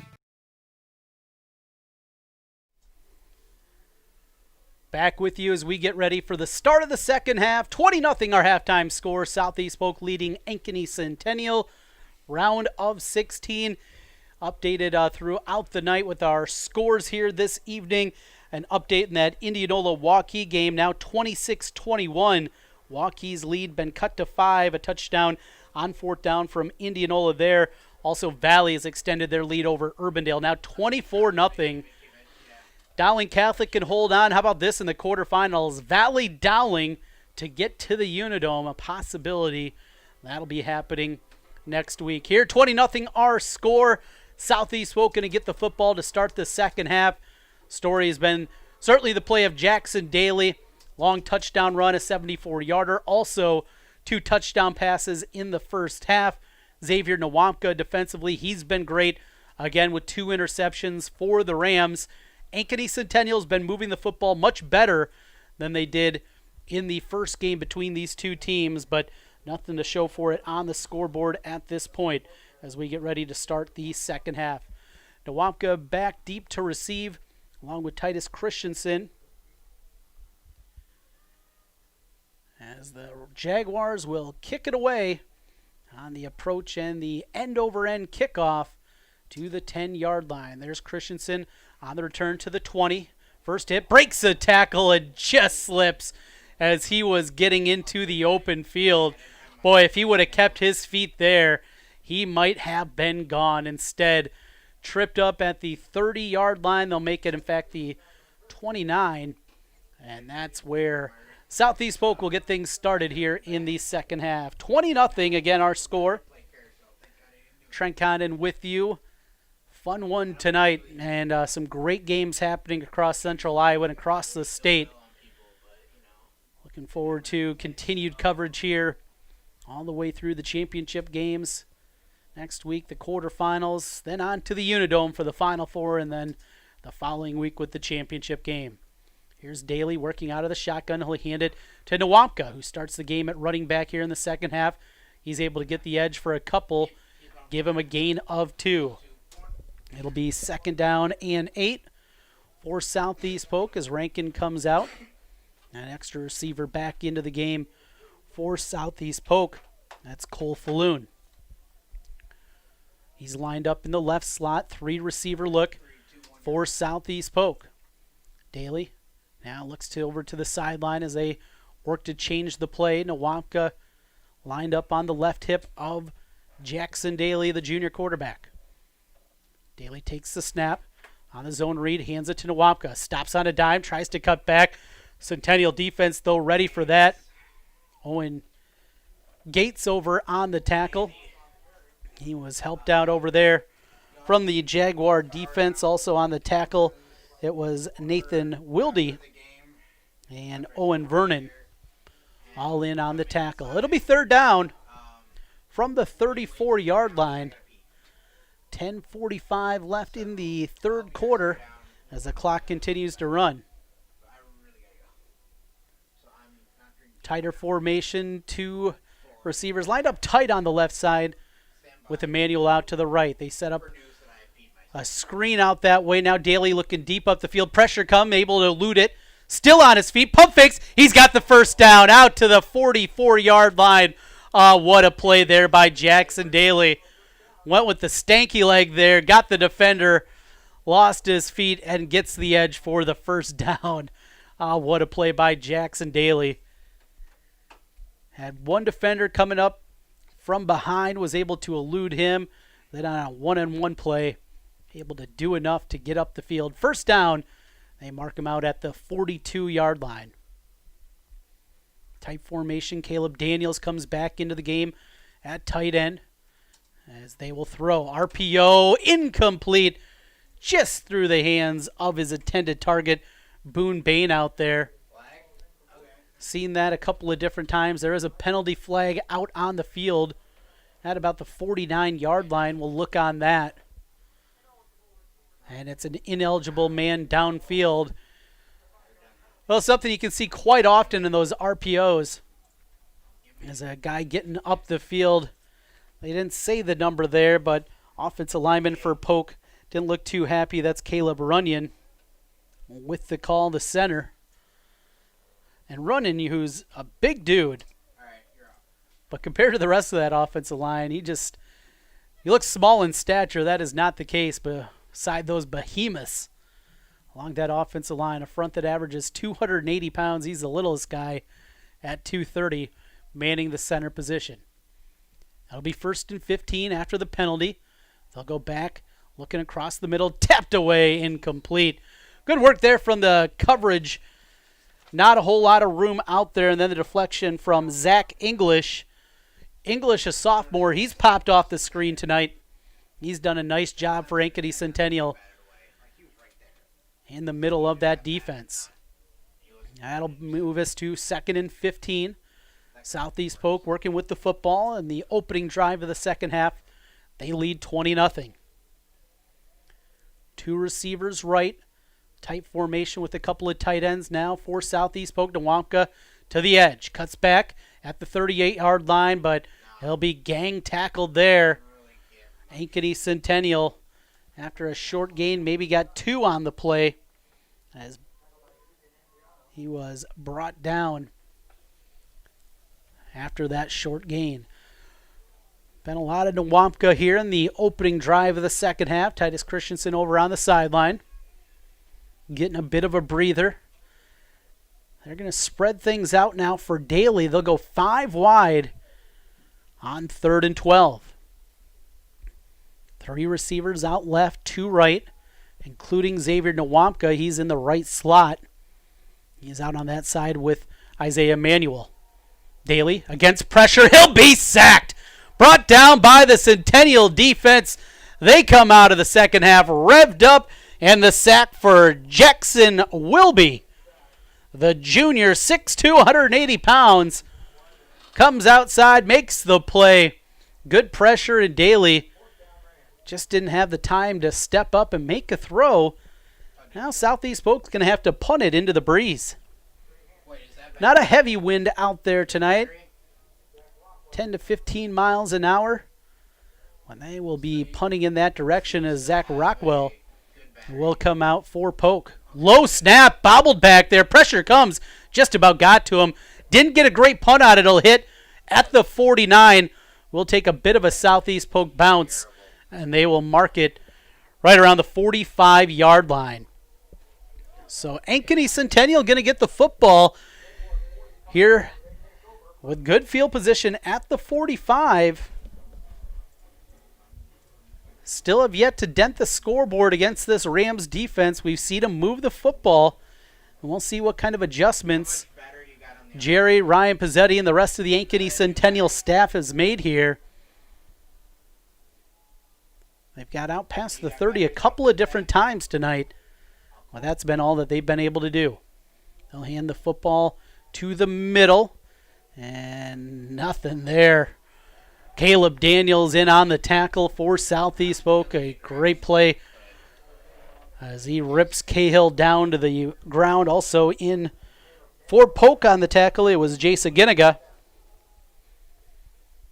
No gain on the play. 2nd and 10 from the 45. Goody will come out. They'll bring an extra tight end now into the game. Will Ankeny Centennial, as that's Brody Targart.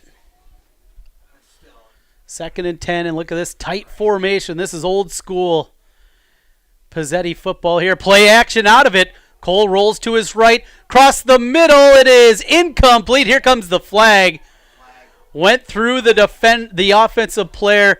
Could see that one coming as he tried to find Targart across the middle. But it'll be a pass interference as Gavin McCory. They called that one on 31, Reed Wolf. So a defensive pass interference. It'll be a first down for Ankeny Centennial. Jaguars down by 3 scores. Feels like they need to get something here, and that field position now moves them all the way to the 40-yard line of Southeast Polk. In the third quarter, 7:38 left. They'll go back to that tight look. From the pistol, Cole puts Cahill in motion. He'll hand it to him on the right side. Falls forward for a yard. Not a whole lot of running room as Southeast Polk, they've continued really clamping down defensively. And now, really, really good job out of the front out there. Caggiano working that defensive front. We talked about Daniels, what a good job he's done this season. Also, Andrew Harris up front for Southeast Polk. 2nd and 9 from the 39. Cole, play action, rolls out to his left. He's got a man in the flat, finds him complete. Will be short of the first down as he was able to find his running back, Trey Porter out there. Coming out into the flat. It'll be 3rd and 1, and now Certainly got to feel this is 4-down territory for Ankeny Centennial, even in the third quarter.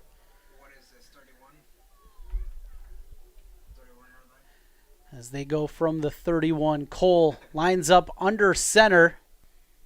Powerhouse backfield. Porter with the first down. And more out to the 27-yard line. Needed a yard, got 4 in the first down, and now looks like that might be Daniels down there, hurt for Southeast Polk, at least slow to get up. Limping around a little bit. He's going to try to stay in the game. Now Centennial comes quickly to the line. Back to that power to look, and big hole for Porter to the 20, 15, 10. Knocked out of bounds, just shy of the goal line. What a run from Trey Porter. He said he got the pylon. The official disagreed. Now the refs are going to come together, but they will say he was down just at the 1-yard line. Went with the old school look. 3 running backs in the backfield. Cole under center. And a big hole all the way to the 1-yard line. First and goal halfway through the third quarter. Cole just going to try for it himself. The quarterback sneak. He is still no signal. Still no signal. Touchdown. There it is. Ankeny Centennial gets on the board on the 1-yard touchdown run from their quarterback, J.J. Cole. Took a little bit of while to get that signal from the officiating crew, but he calls him in. And the Jaguars on the board, not going quietly here into the night. On to attempt the extra point. It'll be Scott Talmadge for Centennial. Kick on its way. Plenty of leg. It is good.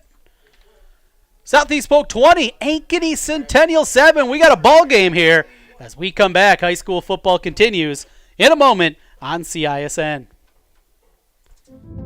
Focus. To define what is most important and commit yourself fully. It's why at Fairway, only the best meat makes the cut. Our fresh fish is full of flavor, and our produce is picked with incredible care. It's why we have fewer aisles, greater savings, and the most personal service. At Fairway, our focus is and always will be giving you the best in meat and grocery. At MidAmerican Energy, we put our energy into making communities stronger, safer, and ready for the future. We support STEM education and community safety, special events, and economic development activities. We energize our cities and towns just like we have for decades, all to help make your community the place where you want to build your business, your legacy, and your life. It's another way we're obsessively, relentlessly at your service. 20-0 our score. Big play, Trey Porter, as he's able to barrel his way through down to the 1-yard line. J.J. Cole with the quarterback sneak on the next play as the Jaguars get on the board. 20-7 now our score here with 5:40 left to go in the third quarter. Jaguars will kick it away. A driving kick off the right foot of Scott Talmadge. And here's the return. Titus Christensen, big hole again. 35 near the 40, and here comes a flag from the backside, and the rumbles continue from the crowd here from Southeast Polk. Not been pleased tonight with the flags that have not gone their way. So they will move this one back. On the penalty on the kick return instead of that good field position, Rams now going to be backed up. As they'll walk this one back 10 yards from, look like about the 26-yard line. And they'll mark it at the 16. 20-7 our score. Southeast Polk comes back out onto the field.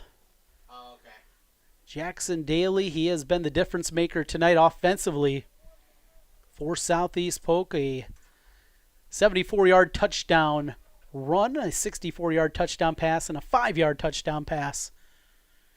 And the 3 scores tonight for the Rams. Single receiver on each side of the formation on first down.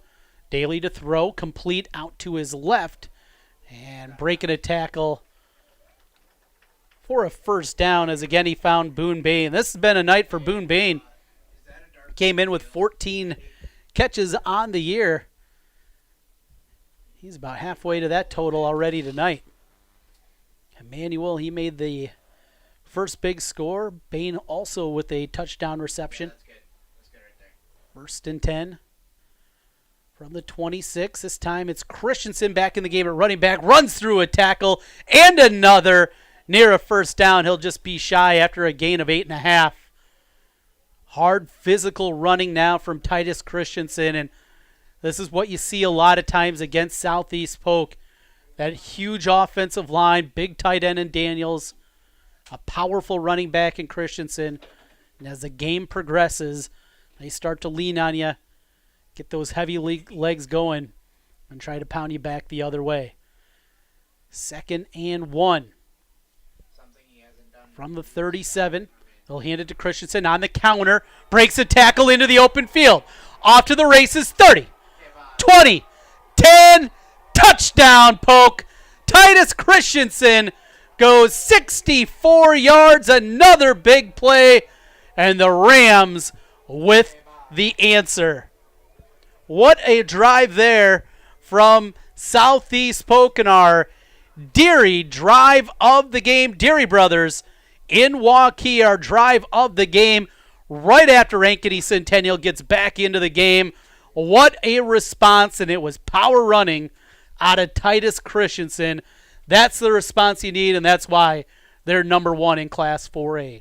Extra point on its way, knocked through for Southeast Polk and Josh Wilson. 27-7 our score here in the third quarter with 4:37 left. Back with more playoff football in a moment. When we say Jeep, we mean lots of Jeeps. And when we say super, we mean super savings at the all-new Jeep Superstore, Deary Brothers Chrysler Dodge Jeep Ram Waukee. During Jeep Adventure Days, new Wranglers $4,000 off, new Grand Cherokees over $9,000 off, or get 0% for 84 months on new Jeeps. New Gladiators up to $6,050 off. First to build Iowa's only standalone Jeep showroom. Jeeps cost less in Waukee. At the all-new Jeep Superstore, Deary Brothers Chrysler Dodge Jeep Ram Waukee. Obsessively, relentlessly. That's what you can always expect, even when faced with the unexpected. It's a service we take seriously, providing comfort in the rain, tools to help you save, a helping hand along the way, and from a safe distance away. Delivering the energy you need while going the extra mile. Regardless of the times, our team remains committed to you. Welcome back. What a response from Southeast Polk as they come back right after giving up the first score of the night. Titus Christensen breaks through a tackle and then showing that elite speed on the 64-yard touchdown run. 27-7 is our score. Here's a kick return, and boy, stood up right at the 16-yard line was Porter. Looked like maybe he was going to find a little bit of running room, but again, the coverage unit for Southeast Polk, they were ready. 27-7 the score in the third quarter. 4:32 to go in the third. Centennial able to put together a nice drive their last time with the football. Now they try to respond after Polk does it with the pass and then a couple of runs from Titus Christensen, including the 64-yarder. 1st and 10, J.J. Cole. Now working from the shotgun. 2 receivers out to the right. He's going to roll that way. Off play action. Tries to spin out of a tackle. Not going to happen. Dominic Caggiano with another sack. That's his second of the night and adds to his huge total on the season. We talked about him earlier.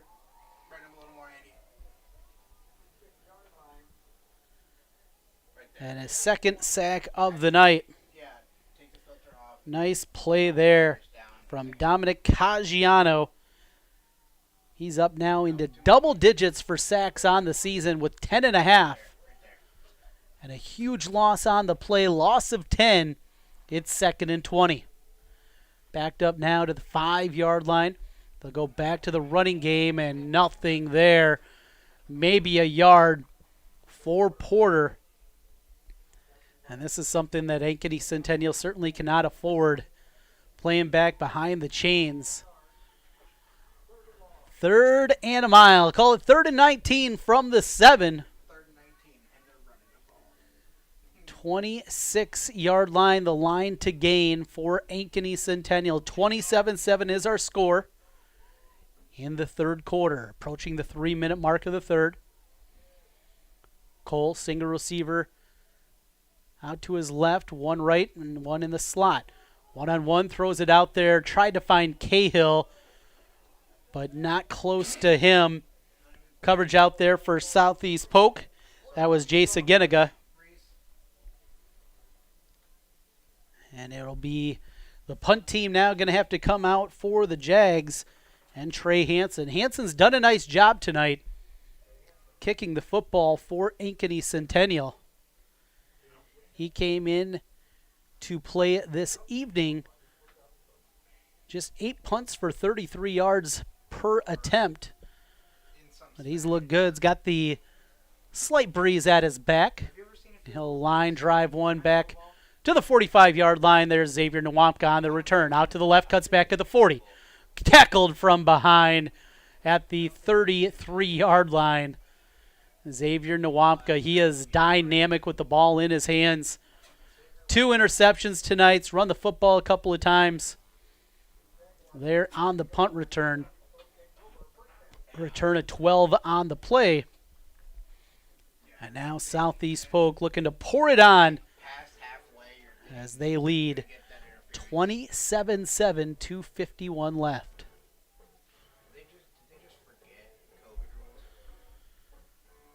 Long huddle over for Southeast Polk as they break it.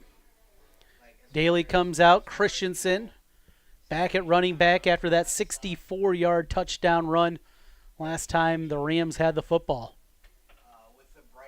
It's Bain out there, lined up wide to the right. Emmanuel to the left. And they will go on a jet sweep. Now looking to throw. Going up there's got a man. Touchdown, Southeast Polk.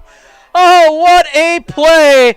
Isaiah Emmanuel goes into the end zone for the touchdown as he was able to find Boone Bain. A little trickery for the top-ranked Rams. They go into the bag of tricks and come up here on trick-or-treat night in Central Iowa with a goodie there. 33-7 with the extra point pending. Jet sweep look and then the throw. Here's the kick on its way. It is good. 34-7. Southeast Polk gaining control here on the 33-yard touchdown from the wide receiver, Isaiah Emmanuel, to Boone Bain. We'll come back with more high school playoff football in a moment. At MidAmerican Energy, we put our energy into making communities stronger, safer, and ready for the future. We support STEM education and community safety, special events, and economic development activities. We energize our cities and towns just like we have for decades, all to help make your community the place where you want to build your business, your legacy, and life. It's another way we're obsessively, relentlessly at your service. Iowans know that winter means snow, ice, and freezing temps. Severe weather can make the roads downright dangerous. Truck Equipment Incorporated has the toughest work equipment that can stand up to the harshest conditions. Look for Western brand snowplows, quality you can count on. Buy new or utilize our repair services. We'll order new parts for same-day pickup or delivery. And now you can shop from home with our virtual showroom. Go to truckequipment.com today.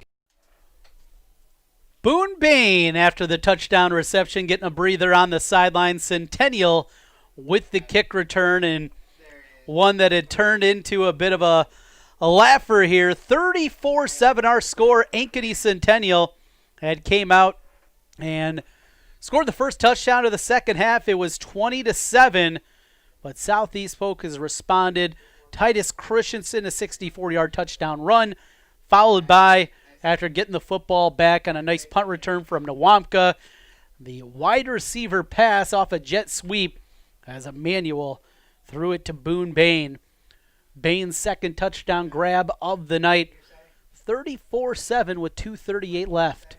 Centennial back with the football. Here's a run up the middle, find a little bit of room there to the 31, a gain of 5 as Carter Cahill runs forward.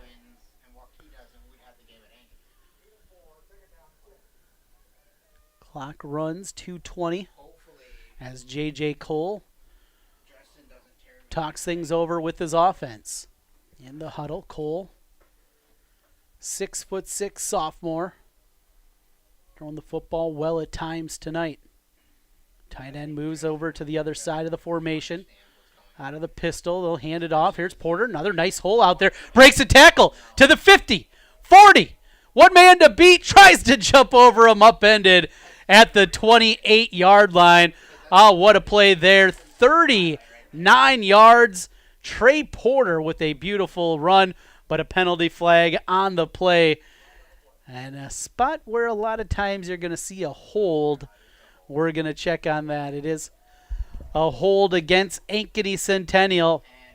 So the 40-yard run, I'm going to walk them back, and this is something Centennial cannot afford, going backwards against this incredibly stout Southeast Polk team and what they've been defensively throughout this season. So they'll move it back to the 25-yard line. 34-7, a little scoreboard watching here tonight. Indianola Waukee, and Indianola has taken the lead 28-26 in that one. 2nd and 12 out of the gun. Cole to throw. Throws it out and tipped away. Ageniga on the coverage. 2 Agenigas out there for Southeast Polk. This is Jalen, the senior. What a nice job that he has done out there.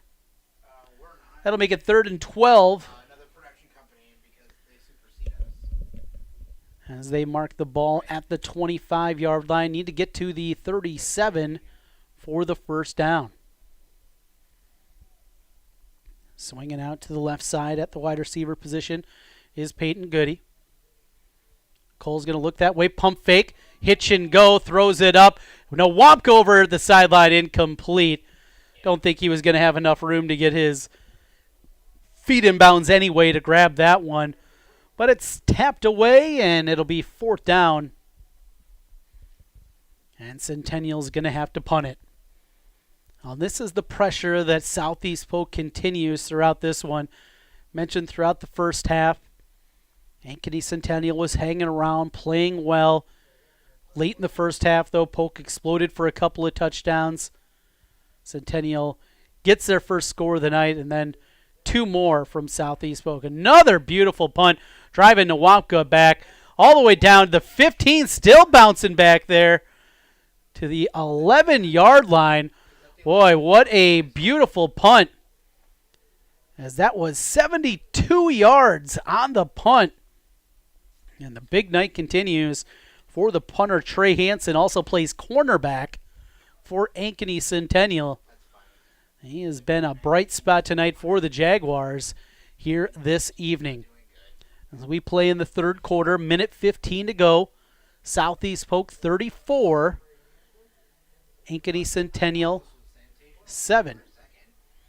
27-point lead, and now big offensive line looking to eat some clock and punch their ticket into the quarterfinals. Expect this could be a drive. You see a heavy dose of Titus Christensen.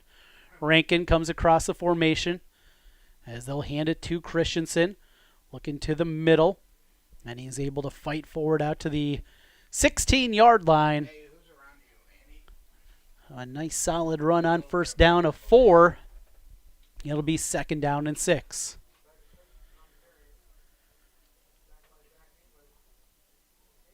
Powerful Southeast Polk. Brad Zelenovich has built this program back up. Made that surprise run 2 years ago to the Unidome. And looking to build on that here. 2 receivers left as they'll hand it off on a counter play for Christensen. Stiff arm to the 20, 25 up the sideline, 30, 40. Spins through a tackle to midfield. What a run from Titus Christensen.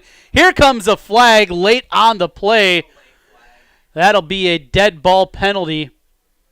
Looked like maybe they got Centennial with some pushing and shoving afterwards. Saw a high five on Southeast Polk and a head drop on the other way. Looked like that'll be Zachary Hansen with the flag. How about the run, though, from Titus Christensen up the sideline? It is a personal foul against Ankeny Centennial. So from the 48-yard line, they're going to walk things forward another 15 yards. Just a beautiful play there from Titus Christensen. His big night continues. It was slow going and very difficult early in this football game for Christensen to be able to find really much running room. That was a game plan for Centennial as they were keying on him. But the holes have continued to open up in the second half. Down to 15 seconds to go. Daly wants to throw, sets up a screen. Christensen bobbled it for a moment, and he is hit right at the line of scrimmage. Good read there, and that bobble might have cost him a little bit on the tackle from Owen Vernon. That is the quarter here. Saw a flag out there from the officiating crew. Going to be the end of the third quarter. 34-7 is our score as we get ready for the fourth quarter from Southeast Polk High School. Rams over the Jaguars as we come back. Hi, I'm Joe the Car Guy with Westside Auto. Without question, the COVID-19 pandemic created many disruptive changes in our lives. Some of us got sick, jobs and income were compromised, it was difficult to even spend time with family and friends. But one thing hasn't changed, and that's Westside Auto Pro's commitment to quality service, and that will never change. We're here to make sure you get maximum performance and reliability from your vehicle. So as we all move forward, keep Westside Auto Pros in mind. You've been through enough. We'll make sure your car is the least of your worries. An annual mammogram is still the best way to detect breast cancer early and sets a great example for those you love. With Iowa Radiology's state-of-the-art technology, the best trained team in Iowa, and a passionate dedication to patient care, why would you go anywhere else? For something this important, the choice is simple. Call or text to schedule today or visit iowaradiology.com. See why more women choose Iowa Radiology. Their focus is our good health. Save thousands now at Schottenkirk Chevy Waukee. 15% off 2020 Equinox and 2020 Trax, or 0% for 84 months. 15% off 2020 Sonic and 2020 Spark. WaukeeChevy.com. 12% off 2020 Blazer. 10% off 2020 Colorado. Up to $15,000 off new 2020 Suburban. We're in a position to give you more for your trade. As always, we're a partner you can count on. Schottenkirk Chevy Waukee. WaukeeChevy.com. Start of the fourth quarter, Southeast Polk up 34-7. Rams with the football and another pass completion for Jackson Daly to the 25-yard line. He's able to find Isaiah Manuel on the grab. Nice play there, and he'll just step out of bounds at the 34-yard line. So a short gain on the play. It will be fourth down and decision for Coach Brad Zelenovich of what he's going to do in this one. If he's going to look to punt it away, pin him deep, looks like the offense is going to stay on the field. Talked about this at the top of the broadcast tonight, but Southeast Polk has just attempted one field goal all season long. And, of course, this would be an incredibly long, about a 50-yarder from here. Wouldn't anticipate that. It'll be 4th and 10, and now here comes whistles, and Southeast Polk's going to use a timeout. 34-7 Rams over the Jaguars with 11:05 left in the fourth quarter. Back with more high school playoff football in a moment. Focus. To define what is most important and commit yourself fully. It's why at Fairway, only the best meat makes the cut. Our fresh fish is full of flavor, and our produce is picked with incredible care. It's why we have fewer aisles, greater savings, and the most personal service. At Fairway, our focus is and always will be giving you the best in meat and grocery.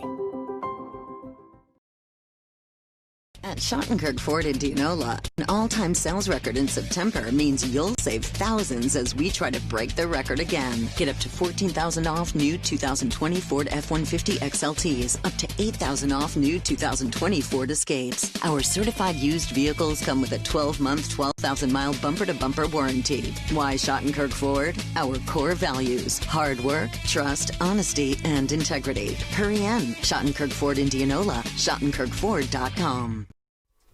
11:05 left to go as we look at the full moon in the sky this evening. Thought maybe something wild was going to be happening tonight, but Southeast Polk has gained control. Here's Daly against pressure, and he's going to be hit in the backfield. A flag came out, looked like that was a hold against Southeast Polk on 4th down. If it is a hold, Centennial, they're going to decline the penalty. It is. And the Jaguars going to get the football back here with just inside 11 minutes to play in the ball game. 34-7 the score. Southeast Polk awaiting the winner of Prairie and Kennedy from Cedar Rapids. Again, 38-14 is the score at last check there as they play in the fourth quarter. Kennedy with the lead. They'd make the road trip over here to Southeast Polk for that matchup. A lot of other great games going on here tonight. Few tight ones. Waukee and Indianola, they're in a tussle this evening. You can catch that game on CISN. Same for Ankeny and Cedar Falls. Here's Cole with the handoff. Big hole for Porter. Oh, he is lit up at the 44-yard line. A flag came in early on the play. And the flag going to be a procedure penalty against Ankeny Centennial. So the nice opening run will be negated by that. And Porter, boy, he took a lick for Ankeny Centennial. That makes it 1st and 15 as they'll move it back. 34-7 is our score here. Trent Condon with you. Big thank you for joining us here tonight. Run out to the left edge, but no running room, as it has been one of those kind of nights. And the defense continues to be incredibly stout for Southeast Polk. No gain on the play. 2nd and 15, maybe a yard for Cahill on that one. From the 32-yard line, Centennial breaks the huddle. Approach the 10-minute mark of the fourth quarter. Out of the shotgun, J.J. Cole. He'll put Porter in motion. Play action. Caggiano with pressure and the sack. 3rd sack of the night for Dominic Caggiano. He's got 11.5 sacks on the year. We talked with him in the pregame show with Brad Zelenovich, the head coach for the Rams. Young man. Remember watching him play basketball early in his high school career. Wasn't even sure if he wanted to play football, but got him out, and now he is receiving college interest. And he has played well at that left defensive end position all season long for Southeast Polk. 3rd and long. Here's Cole going out there one-on-one. Aginiga nearly got the pick, incomplete.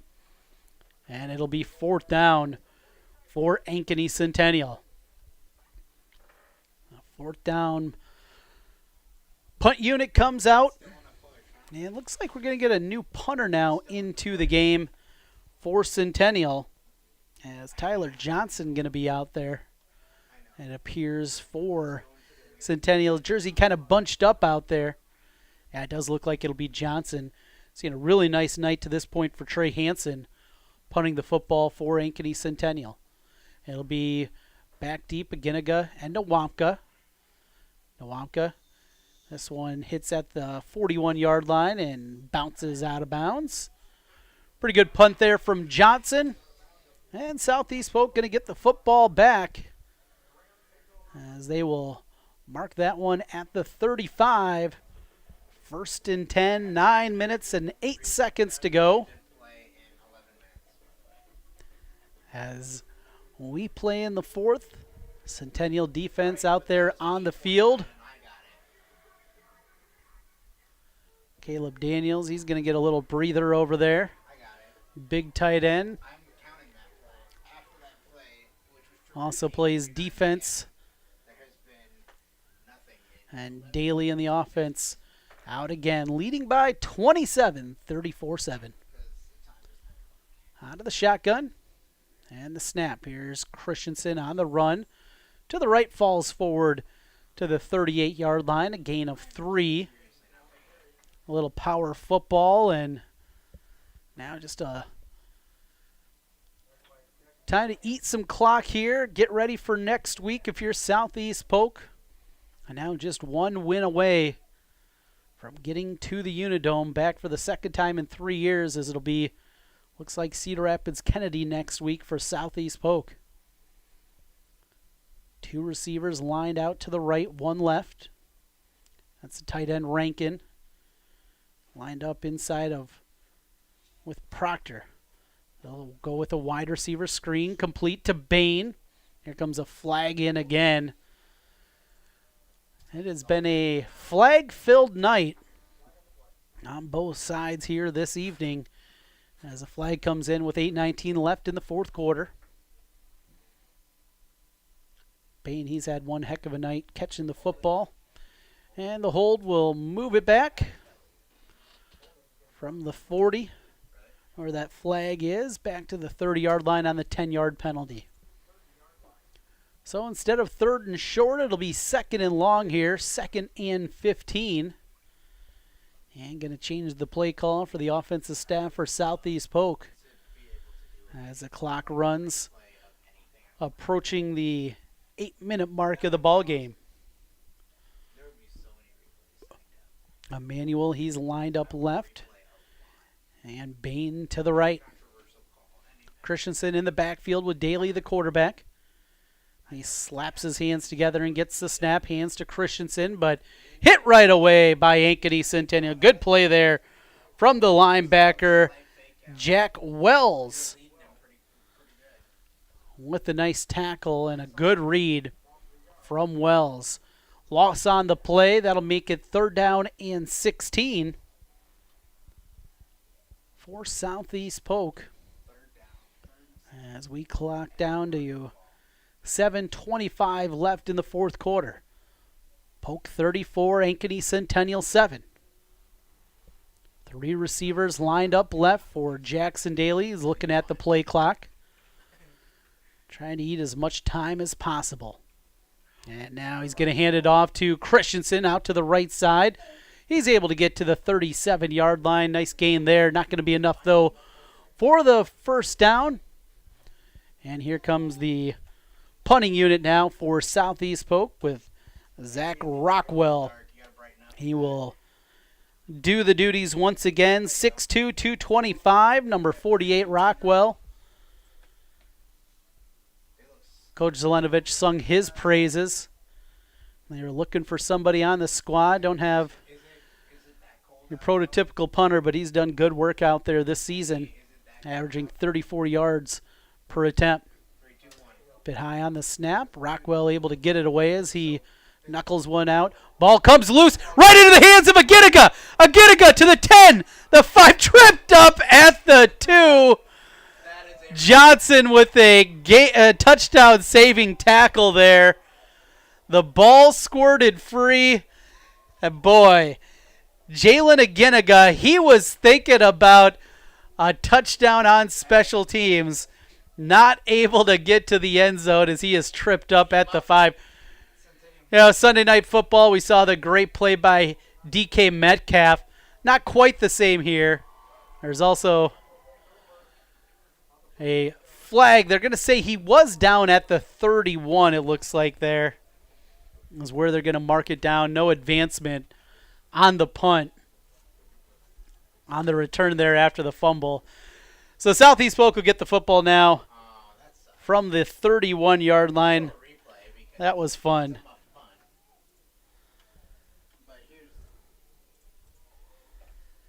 So the Rams will get the ball back. And the offense comes out. 6:16 to go. Fourth quarter. They'll start with it at the 31-yard line of Centennial. Out of the shotgun. Here's Christensen. And a run forward to the 28-yard line. Gain of 3 for Titus Christensen. Christensen, just a workhorse back there for Southeast Polk. Had the long touchdown run earlier in the game, 5'10", 175 pounds, part of that great junior class for Southeast Polk. The quarterback Daly, Xavier Nwampka, out of that junior group. Very talented class and a good group of seniors, even sophomores, with Caden Proctor, the left tackle. It's 2nd down and 7. Daly going to hand it off again for Christensen in the middle and ripped down again after a short gain. Another tackle for Jack Wells as he adds to his total. Wells, a young man that is putting together a nice performance tonight and throughout this campaign for Centennial. Wells, he'll be finishing up his high school career here this evening, the senior, with a real nice performance. Clock inside of 10 seconds to go. Waukee has gained control now against Indianola. They lead it by 12, 40-28 in the third quarter. Still plenty of time, though, in that one. Here's a throw, and it is complete. Breaking a tackle at the 20, knocked out of bounds at the 17. A gain of 10 on the play.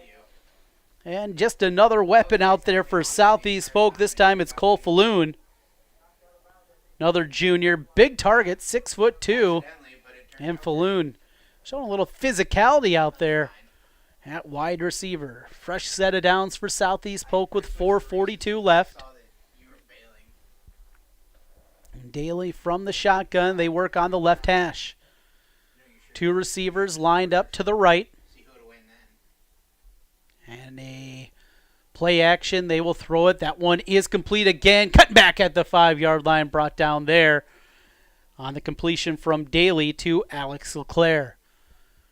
Another catch for LeClaire. And that's good enough for the first down. Daniel's going to come out for Southeast Polk, the tight end. And they'll bring in a junior, Jordan Mitchell, at the tight end position. Another big guy, 6'4", 225 for Mitchell.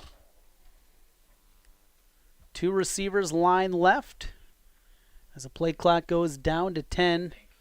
4:04, Southeast Polk again eating some clock up here in the fourth quarter, leading 34-7. And a handoff for Christensen. Christensen going to be short of the goal line. Short gain out to, looks like about the 3-yard line. And so it'll continue. And the long possession out of Southeast Polk. Play call coming in a little bit slow. Down to 20 on the play clock. 3:25 in on the game clock.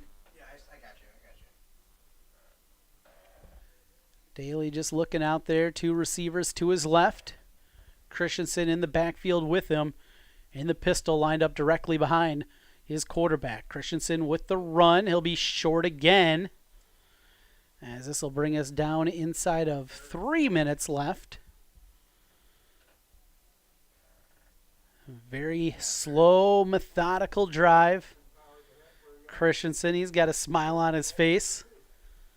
After that short gain, it'll be 3rd and goal from the 2-yard line. 2:45 left. They'll go to more of a traditional set with single receivers on each side. Also Rankin, and he'll be that H-back on the left side of the formation. 5 on the play clock. And the handoff again. Here's Christensen in for the touchdown. Titus Christensen gets in again for the Rams as they continue to pour it on. 20 straight points from Southeast Polk. A big touchdown there. A little lift up for Christensen as he's coming off the field from his big center. And a touchdown run. Now Daly, who is the holder, he'll hold on the kick attempt from Josh Wilson. Wilson with the right foot to it, and it is good. Southeast Polk 41, Ankeny Centennial 7, 2:22 left to go in the ball game as we come back on CISN. When we say Jeep, we mean lots of Jeeps. And when we say super, we mean super savings at the all-new Jeep Superstore, Deary Brothers Chrysler Dodge Jeep Ram Waukee. During Jeep Adventure Days, new Wranglers $4,000 off, new Grand Cherokees over $9,000 off, or get 0% for 84 months on new Jeeps. New Gladiators up to $6,050 off. First to build Iowa's only standalone Jeep showroom. Jeeps cost less in Waukee. At the all-new Jeep Superstore, Deary Brothers Chrysler Dodge Jeep Ram Waukee. Godfather's Pizza's Autumn Feast. A medium special pizza, a medium pepperoni pizza, and my new caramel apple streusel with Twix candy pieces. Get yours today. 41-7 Southeast Polk leading Ankeny Centennial here in the round of 16 in the state playoffs. Titus Christensen, another touchdown run for him as he spins his way into the end zone. As we play late in the fourth quarter, 2:22 left.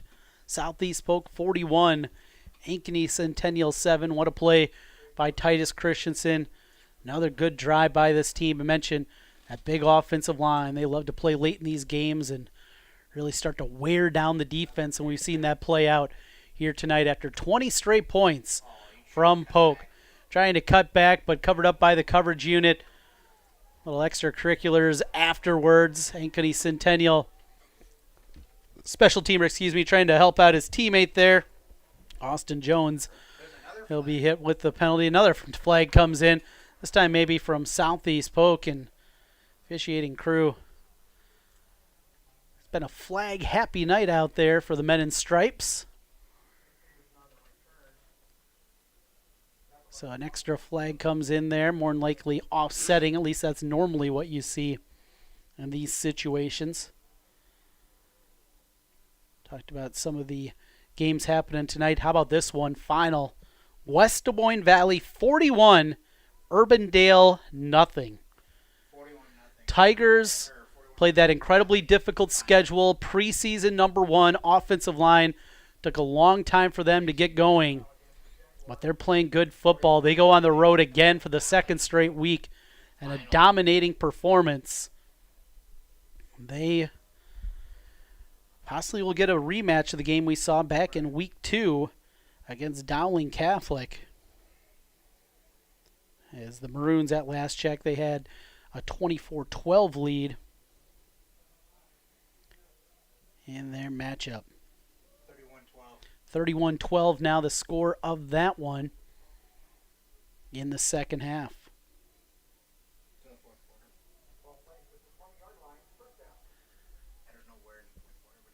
From the 20-yard line, here's Ankeny Centennial. Cole on the throw, too high for his intended receiver as he tried to pitch it out there to Peyton Goody.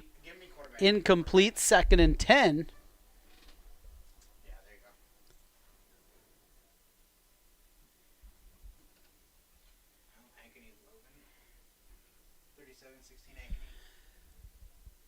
Ankeny continues to build on their lead.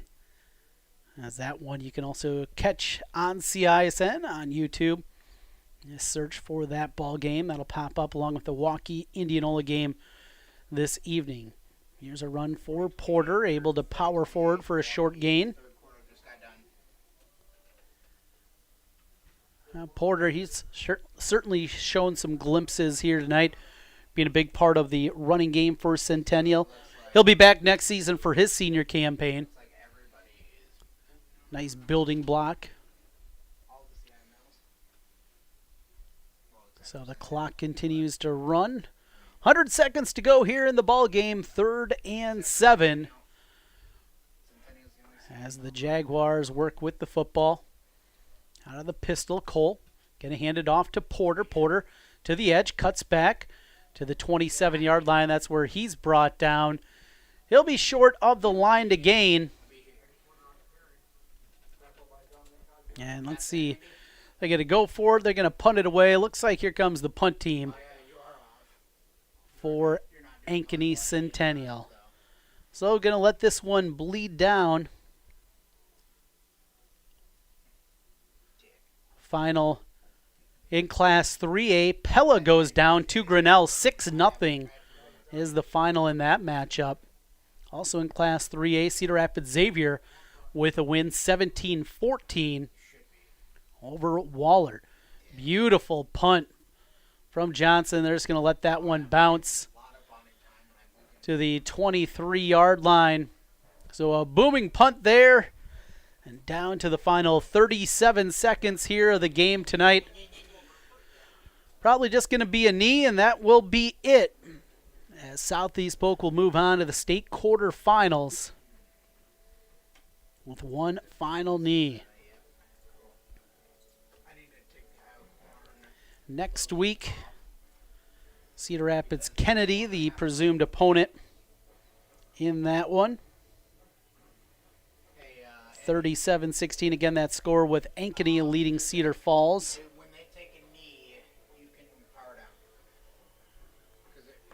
Here comes the offense out onto the field. One last time for Southeast Polk. What a job they've done tonight. Jackson Daly, long touchdown run. Did it through the air. Victory formation. One of the favorite formations, I think, of any coach anywhere. As Daly will line up under center one of the few times tonight. Puts the knee down. And the play clock at 40. Game clock inside of 30. And that'll do it tonight. Southeast Polk, a 41-7 win over Ankeny Centennial.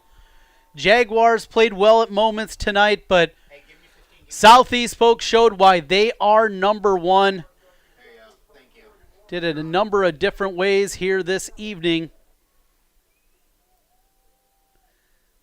Some handshakes out there, just a few of them at the very least. A couple of the coaches coming together. Ankeny Centennial sees their season come to an end here tonight in the round of 16, but started to play much better football as the season progressed, and certainly a building season for Ryan, Jerry Pizzetti, and the rest of the Ankeny Centennial coaches. Played a lot of young men this year. Senior class had certainly a lot of great moments for Centennial, and a building block for the future for the Jaguars. 41-7 is our score as the playoff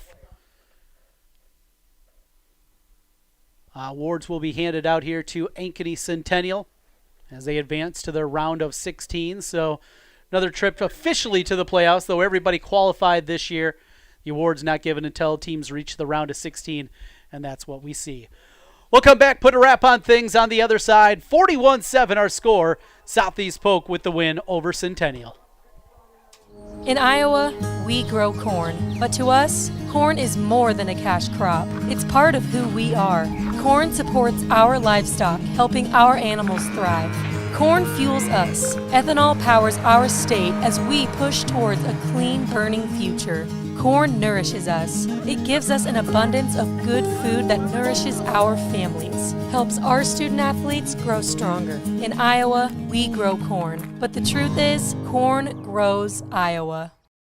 When we say Jeep, we mean lots of Jeeps. And when we say super, we mean super savings. At the all-new Jeep Superstore, Deary Brothers Chrysler Dodge Jeep Ram Waukee. During Jeep Adventure Days, new Wranglers, $4,000 off. New Grand Cherokees, over $9,000 off. Or get 0% for 84 months on new Jeeps. New Gladiators, up to $6,050 off. First to build Iowa's only standalone Jeep showroom. Jeeps cost less in Waukee. At the all-new Jeep Superstore, Deary Brothers Chrysler Dodge Jeep Ram Waukee. Focus. To define what is most important and commit yourself fully. It's why at Fairway, only the best meat makes the cut. Our fresh fish is full of flavor, and our produce is picked with incredible care. It's why we have fewer aisles, greater savings, and the most personal service. At Fairway, our focus is and always will be giving you the best in meat and grocery. At MidAmerican Energy, we put our energy to making communities stronger, safer, and ready for the future. We support STEM education and community safety, special events, and economic development activities. We energize our cities and towns just like we have for decades, all to help make your community the place where you want to build your business, your legacy, and your life. It's another way we're obsessively, relentlessly at your service. Back with you one final time from Southeast Polk High School. A 41-7 victory for the homestanding Rams and top ranked over Ankeny Centennial. Jaguars had some big moments, of course, early in the ball game. Went up on the field. Goody with the big reception. It looked like they were going to be in business and looked like they were going to take a lead right here. Tight end running free. Xavier Nwampka, though, the first of 2 interceptions for him on the night as he came up with the big play and thwarted the big opening drive from Ankeny Centennial. Then it was time for the offense, and it was one-on-one coverage. Isaiah Manuel up top, breaks a tackle at the 25-yard line, and the touchdown as Southeast Polk jumped out to an early 7-0 lead. Mentioned Xavier Nwampka. He had a couple of picks on the night. Here, pressure comes, and the defense wasn't just Nwampka this evening. Caggiano had a huge performance. Daniels up front. He was big tonight for Southeast Polk in that front. Back to Southeast Polk. This time on the ground, it was Jackson Daly into the open field. Gone for the touchdown. Long touchdown run for Jackson Daly as Southeast Polk jumped in control with a 2-score game there. As we continue here with the highlights on the post-game show on CISN, 41-7 our final. Number 1 Polk with the win over Ankeny Centennial. Let's go back as Cole took a shot in the middle of the field against double coverage off a bunch of deflections. Xavier Nwampka comes up with the pick and runs it deep into Centennial territory. That set up the 3rd touchdown of the night for Southeast Polk as Nwampka gets his 2nd interception of the evening deeper into the ball game. More pressure. Centennial was able to at times apply some pressure against Jackson Daly, which is difficult to do against that big offensive line for the Rams. Centennial had their moments here. There's a big run for Trey Porter. Biggest gain of the night on the ground as Porter, working out of the backfield, gets all the way to the 1-yard line, and Ankeny Centennial was able to get on the scoreboard right here. J.J. Cole, the sophomore quarterback, with the sneak. At that moment, it was 20-7 and felt like maybe we were going to get a ball game. Things tightening up early in the 3rd quarter, but a response from Southeast Polk, and this is why they are the number 1 ranked team in the state. Titus Christensen off to the races, 64 yards. That was our Deary Waukee drive of the game as Christensen and company responded with the big touchdown. Another big gainer on the night for Southeast Polk. They weren't done at that moment, though. They went into the bag of tricks. Isaiah Manuel, the wide receiver, finds, one of his mates in the position group back there as Boone Bain had a big night. He gets the touchdown. That made it 34-7. And Southeast Polk, they were not done. It was a lot more Titus Christensen. This big run up the sideline. A beauty, spinning through tackles. Had a nice stiff arm in there. As Christensen put together a huge performance this evening for the Rams. Later on in the 4th quarter, here's a punt. And looked like we were going to get a big play off the return for Jalen Aginaga. He gets grabbed by Johnson, who the hustle play there. And a fun one on the special teams. And here, a final score of the night. And again, it was the ground game. Titus Christensen able to get it done. Set the edge, bounces outside, spins into the end zone. And a 41-7 win for Southeast Polk over Ankeny Centennial. Next week, Southeast Polk will be at home here for Cedar Rapids. Kennedy will be coming to town for that one. We plan to have coverage here for you on CISN. Should be a good one there. And our first look at a team from outside the central Iowa area. And excited to do that one. Ankeny in control right now against Cedar Falls. Waukee has opened it up against Indianola again. Both those games are going on. You can find them on the live stream with CISN. Also the audio call of Dowling Catholic and Waterloo West. Valley already a winner tonight, 41-0 over Urbandale. That'll do it for our coverage tonight. For the whole crew here at Southeast Polk, Reese, Devin, thanks to you guys. This is Trent Condon signing off. Final score for the final time, Polk 41, Centennial 7. Back with you next week with more high school football playoffs on CISN. Good night, everyone.